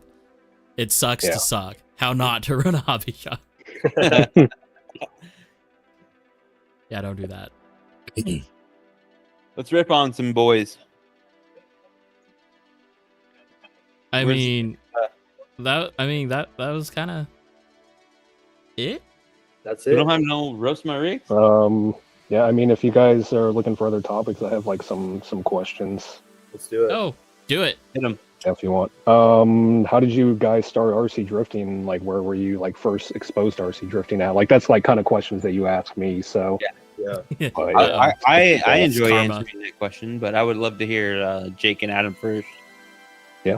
Adam, you go first. I don't remember. I'm Asian. so long ago, you don't remember? Yeah. It's like that's my answer. I'm Asian. Oh, actually, no, I do remember. I went to Clackamas Mall, and there was a hobby shop in the mall, and Momo worked there actually. And I went in there and I saw a track, and I was like, "What the heck is this? That's kind of weird." I was more into like planes and other like, bashers and stuff. And then I saw all these drift cars everywhere, and I was like kind of into cars a little bit, like into Hondas at the time. But then somebody was driving it, and I was just like blown away. It was like, what is happening right now? Like, how is this real? And then I went back like a month later and bought one. Was that like all-wheel drive days? Yep. Counter steer. Like, Yep. Okay, so like That was a long time ago. 2008, 9, I think, something like Okay, that. nice. Yeah. Yep. So I bought one, and then one of my buddies, I don't know if you know him, is Lauren in HD. He films for like FD. I think I've heard of him. Yeah, I think I've heard of him. So him and I bought one. He bought one right after me, and then we would just drive all over his apartment complex, like jumping off the sidewalk, sliding everywhere. Like we'd set up gears and just drift around them. It was just ridiculous. Yeah. Do you remember what chassis it was? It was a Red Cat. I'm so sorry. What? Dude, yeah. Well, hey, okay. Going back, Momo worked there, and so blame it on Momo. That's crazy. Yeah, I mean, like back in those days, it was basically get any all-wheel drive car you can find. Pretty much like so many of them out there, so many touring cars. Any all-wheel drive car you could find, and throw plastic tires on there and have at it. T-drifts. It was like the T-drifts. 350Z body. It was at the time I was stoked on it. It was sick. Like back in the, I mean, I wasn't like doing it in the 50/50 days, but I heard from people that like kind of did it around here, like someone that kind of like spearheaded the RC drift scene around here. Like 50/50 days, that's when it was like most accessible for people because like the driving was like fairly easy. Yeah. It was super easy to just pull a all-wheel drive car off the shelf and have at it. And then once they went with counter steer, he said it was just the setup was a lot harder, the driving was all different. So once it went counter steer, they lost a lot of people in the hobby. But yeah, 50/50, he said there was hundreds of people in our area into it, and that was before that was like way before there is even a track here. Counter steer was such an interesting time too, because like the real big game player was the Sakura D3 racing Sakura D3, right? Yep. And their CS rate was like 2.7, something astronomically high for like a CS car, because like most people would run just like 50% faster on the rear. Yeah. And then once you get up to that, like, you can drive it and you can drive it well, but a lot of the times, like, you're also searching for more angle in your steering. Yeah. And I was breaking CVDs left and right, like, on those counter steer cars. Yeah, that's when I got out of it, was in the counter steer days. Is like, friends kind of bailed out, and I just didn't have anything to do. And then I got back into it when Lance and Alex kind of brought their cars around. So it was like, I had to order parts from Japan, like Bonsai Hobbies, Race and Drift Japan, like all of those old sites. It's hard to get parts for them, Mm-hmm. Yep. Well, it wasn't like available stateside at all. Yeah. Like Active Hobbies, Makuni, like Square, like all of them. Yeah. I remember Nick telling me, I asked him, I was like, where are you buying your parts from? And I think he told me RC Art. And I was just like, what? Like, I've never bought anything overseas, so I look at it, and I was like, I'm not going to buy from this website in Japan. I'm never going to get their product. Like, no way. Right. And that was a time where, like, e-commerce wasn't a thing. Like, yeah, totally. Yeah. Yep. Yeah. Your website was super sketchy looking, because it was just very minimalist, Yeah. It's still super sketchy. What are you saying? I mean, it's way better. It's way better than what it was, but yeah. No. I wish you could take screenshots back then, dude. Right. So, like for me, it was I actually was like heavily into off-road in like the 2008 to 2012 period, living in Phoenix. So I was like racing at Scottsdale RC, and it wasn't even hobby. Where they just had Worlds, it wasn't that track. Silver Dollar or no, something like that. No, Silver Dollar's in. That's isn't that a main like in? Yeah, I think that's their off-road track, like big outdoor. But like, scale it was like Fear Farm, like just opened in Phoenix, and there was like other off-road tracks. But like I was like mostly in off-road at that point. I was not into drifting, period, like IRL or anything. And it was like, so I was doing off-road stuff, and then I started seeing drifting, and I was like, oh, this is pretty cool. My first actually experience drifting was I had a Tamiya Dark Impact, which was like a 4-wheel drive buggy, and then I made my own like ABS tires for it. Fuck yeah. And I was just like drifting it out front of my house. I was like, dude, the fucking curb. Like we had a sidewalk that did a 90 degree, and I was like, oh, I can drift this whole 90 degree thing. And then after that, like I kind of got into like rally stuff. actually behind me. What This is is all it? rally trophies and shit. Is Yeah, that what it is? yeah, yeah. Throw some PVC pipe on the tires and Exactly. go I for went it. to Home Yeah. Depot. They had ABS couplers, and they just fit perfectly on those wheels. And I just was drifting like in my street. And eventually, I got into like off-road stuff, like rally. Like I said, I mean, I had a Subaru, did rally cross, did a little bit of co-driving, saw these trophies, and then like probably like I don't know 5 or 6 years ago, I got into real drifting, and it was like, how do I do this? And it was like, I can't afford a real car, and I lived in Phoenix at the time, and actually like I moved here to Portland in 2014, which is like 10 years ago, and there wasn't like shit as far as I could tell. Nothing was really going on. Yep. So I was like, I knew from doing off-road shit in Phoenix, like I can buy a car, but it's like, where am I going to drive it? Yeah. You know what I mean? Yep. So it was like, whatever. And then like 2 years ago, a year and a half ago, I knew we had a space in where I work. Like there's a warehouse. I can build a drift track in here. So I was like, fuck it. I convinced a few of my co-workers to buy drift cars. They all got like YD2 RTRs or Zs basically. And we were driving, I think we all finished our cars. And then for like 2 weeks, we were driving in the warehouse. And then PDX, one of my coworkers was racing buggies at PDX at the time. And he was like, yo, I'm going to take out the beginner track and try drifting there. And that was like where it all began. I just happened to already have a drift car, like kind of ready to go right when PDX opened for the first time.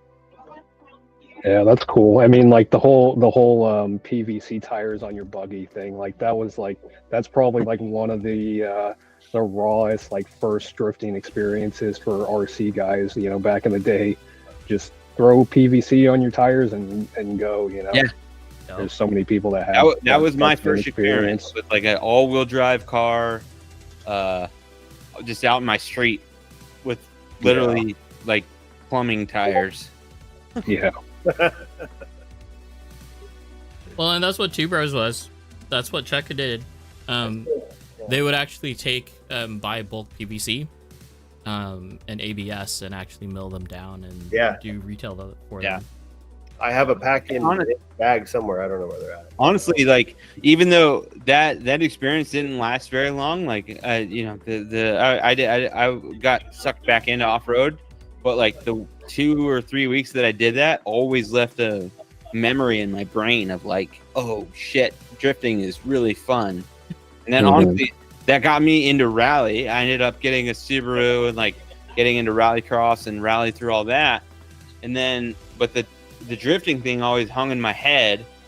And then like later in life, like I actually, before I got into RC drifting as it is now, I was thinking about it forever. I just never lived somewhere where, because I was in the off-road scene, I knew like if you don't live near a track, then it's just not worth putting the money in.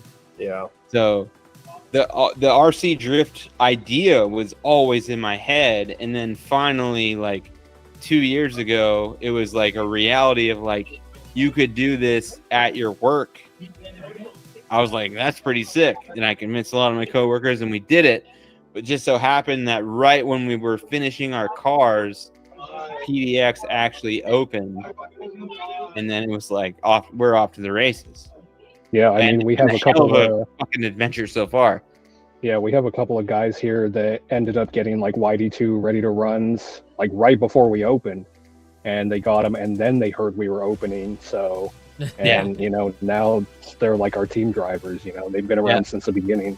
That's rad. But yeah, I mean, like even there's professional drifters out there, like real car drifters that have had that same experience. You know, they probably see rally because you know it's like you're sliding cars on purpose. You know, it's very appealing. They get into that, and then they find drifting from there, and then you know it takes off. I was into rally, even like sim drifting way before RC.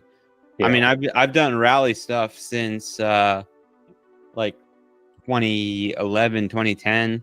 I did rallycross, and I've done a lot of. I've actually done real like co-driving and actual stage rally, and drifting just kind of was like.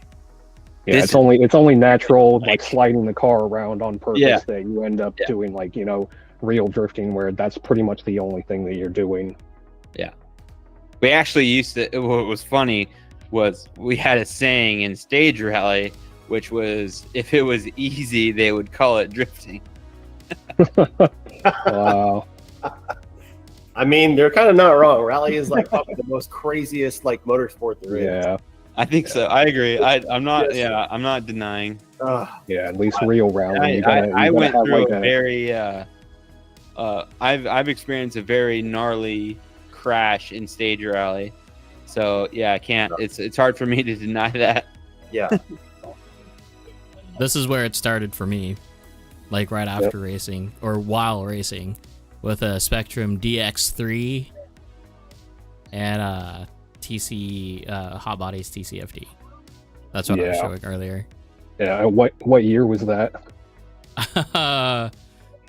You don't want to date yourself? No. Hold on, because I just posted the picture. Yeah, that TCFD, like, I mean, I'll be on like Overdose's website and I'll still see like they have, you know, conversion kits for that thing. So yeah, when you had to search and like just scour the market for like the guy that was making the front steering rack for it, just so that you could get the angle. Yeah. 2014 was the start of my rear wheel drive career. Yeah, that's super early. So that was probably still when people were like converting all-wheel drive cars. Yes, very much so. Or maybe like early like MST days, because I know MST like started, I think, with like the FXX or something. Yeah, that was my first actual rear-wheel drive car. Like legit meant to be rear-wheel drive car. Yeah. Okay, it's literally at the very beginning of my photos. And it's also taken from another camera too. I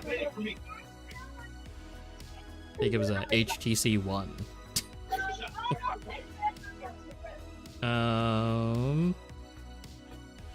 January 5th, 2012 was when that picture was taken. Wow. Okay.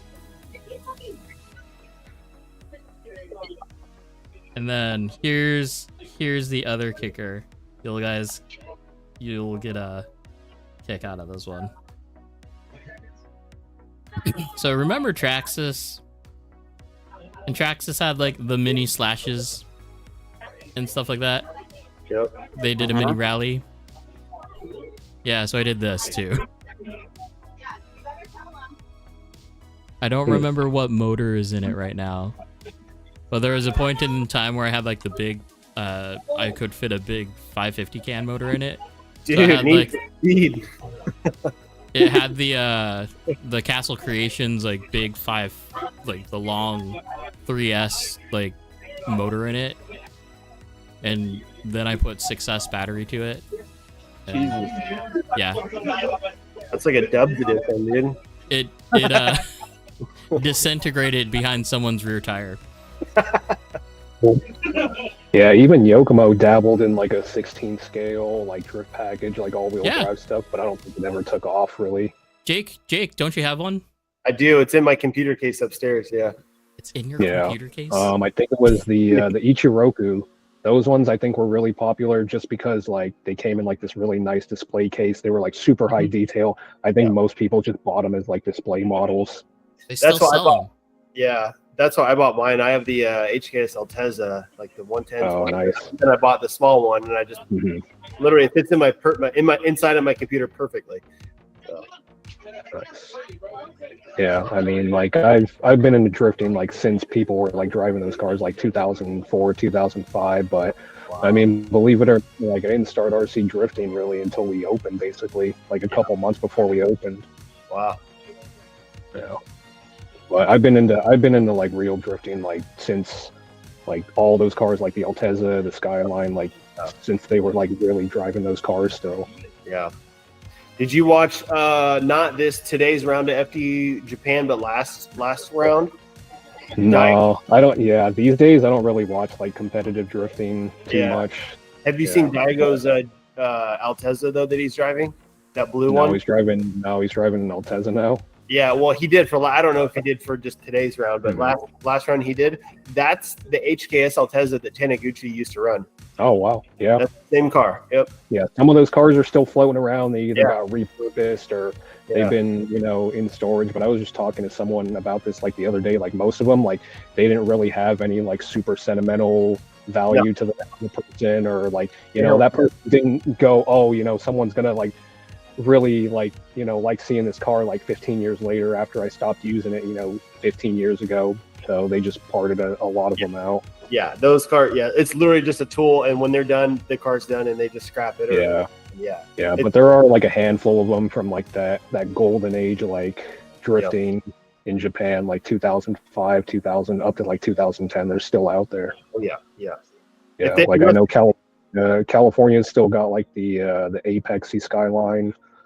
Like someone, I think like a company down south has it. Yeah. So there's a couple still floating around. Yep. Alfredo wants to see your 180, Mitch.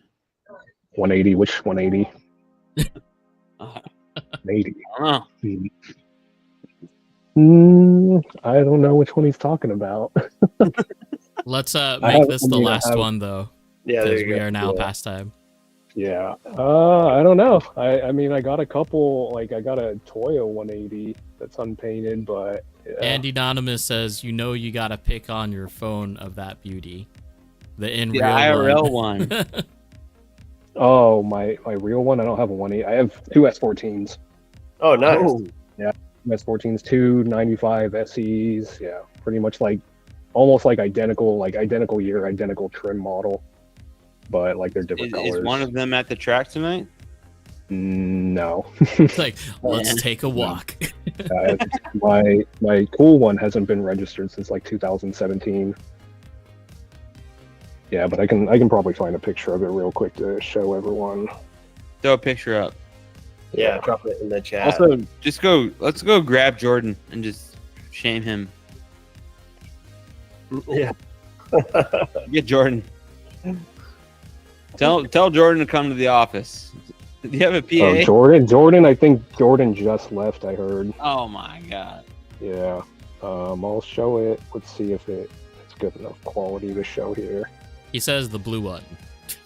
Blue. Oh, I have a Toyo one. Oh, it's hard to see. I can put it in the. I can put it in the Discord if you want. Just in like general. Yeah. Okay. And then you got. Okay, so the plan for next week for tech stuff, I'm just gonna do the same exact thing, and we'll see if we end up with the lag. Because I know that there was some weird, like, mini issues that we were having earlier. One of them was I was on mute. So.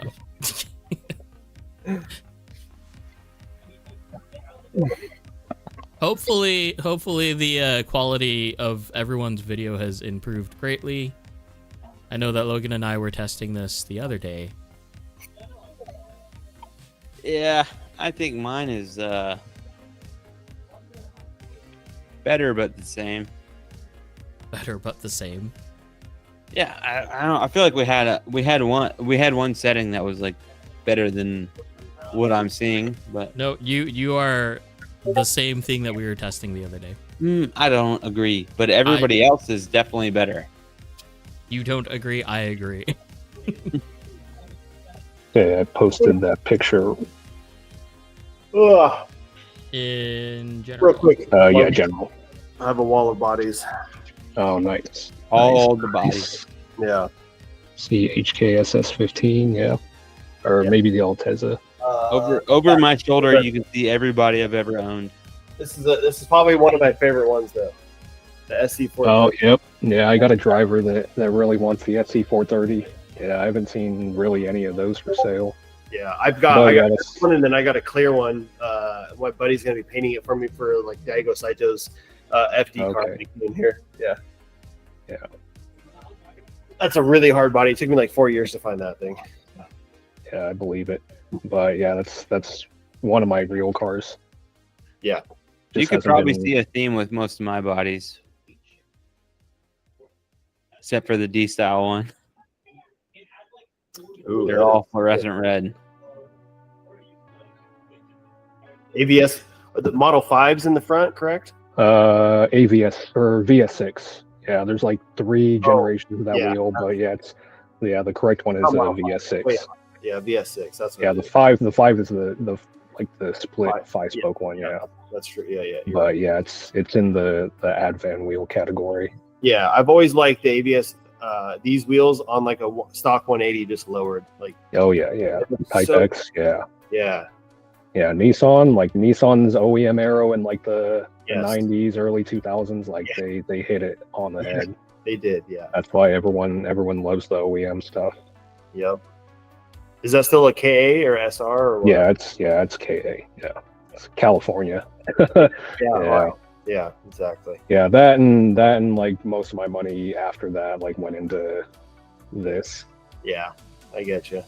I used to have a 240 S14 SR swap, full OEM 180 Type X kit, everything, and I ended up selling it, parting it all out, and then so I could buy my Tacoma, and I kind of regret it, but it is. Yeah, if you held on to it today, probably like $15,000 car. Yeah. Oh, easily more than that. Actually, I know who owns it. He just painted it Bayside Blue. He lives up in Seattle. Okay. So, yeah. Yeah, all that stuff is just super expensive now, and that's why I do this. Yeah, realistically, a lot cheaper. Yeah. What's the Evo behind? That's Ryan's car. Yeah, okay. He's got a Evo 9, and then I cropped it out, but Carl's 8.6 is in the front. Keep like a little sliver of it. Yeah. But yeah, that was all 3 of our cars on opening day, and then I had like a 2016 Corolla at the time. Sick. So apparently I need to share this because Dorifto is putting it in the Just Picks part of Discord right now. Oh. So this is a drift package conversion. Yeah, this thing is wild. Yeah, even the mono, mono shock in the front. That's a freaking nerd. Hey, you only have to buy 2 then, right? Exactly. Yes. Well, according to Brett, you only need the fronts anyways. Yeah, and he's got plastic rear shocks. The thing is sick. Like what the fuck? Hey, but if it works. The most expensive shock in the front, and then the absolute cheapest in the rear. That's hilarious. I love it. Post a running video of that next week, dude. Yeah, that thing is definitely unique. All right, you guys. It is almost 11:15. It is that time. Yeah. So, Mitch, thanks for coming and hanging out with us. Hopefully it was fun for you too. Having me. Definitely. Where can we find you on the socials? Pretty much at Rolling Garage RC on Instagram. We also have Facebook. We also have the YouTube channel. That's pretty much all the social medias. I primarily answer the Instagram messages. Gotcha. Hang out for a bit, Mitch, once we end the show. Yeah. Are we going to see any new content from Rolling Garage channel? Hopefully. I want to do some maybe tech stuff after today. Maybe I'll do that soldering video. That's a vital skill to have in this hobby. Yeah. Do something on that. Yeah. That'd be really good. Yeah. I like seeing, I think you did a video a while ago. It's just like somebody's car, like a little interview with them in their car. That was cool. Yeah, the chassis check series. That was kind of like spearheaded by Austin. Yeah, I like those that. Those are good. Yeah, those are cool. Just talking to all the heavy hitters down there would be really good. Yep. Okay. Yeah. Lots of ideas. A lot of them. Yeah. All right. Cool. So you guys, if you haven't done so already, if you've made it this far, like, share, subscribe, all that fun stuff. We are still growing slowly, but we are still growing. So thank you for that. You guys are also awesome and supportive. If you do have any ideas, go throw them up in the Can you throw the topics and Discord link? ideas. One more time on the Discord Yeah. for Andy Anonymous. Fine. Yeah. You know, if this was Alex, we'd just tell him to scroll up. Oh god, yeah, we would destroy him. If it was Alex, then Alex could get Yeah. fucked. Andy, consider yourself very lucky. All right, you guys. Thanks If for you hanging don't out with join it- us. Andy Anonymous, I swear to God. Find you, dude. Have a good night, everybody. Later. Later. See you later. Okay, bye. Thanks everyone for coming.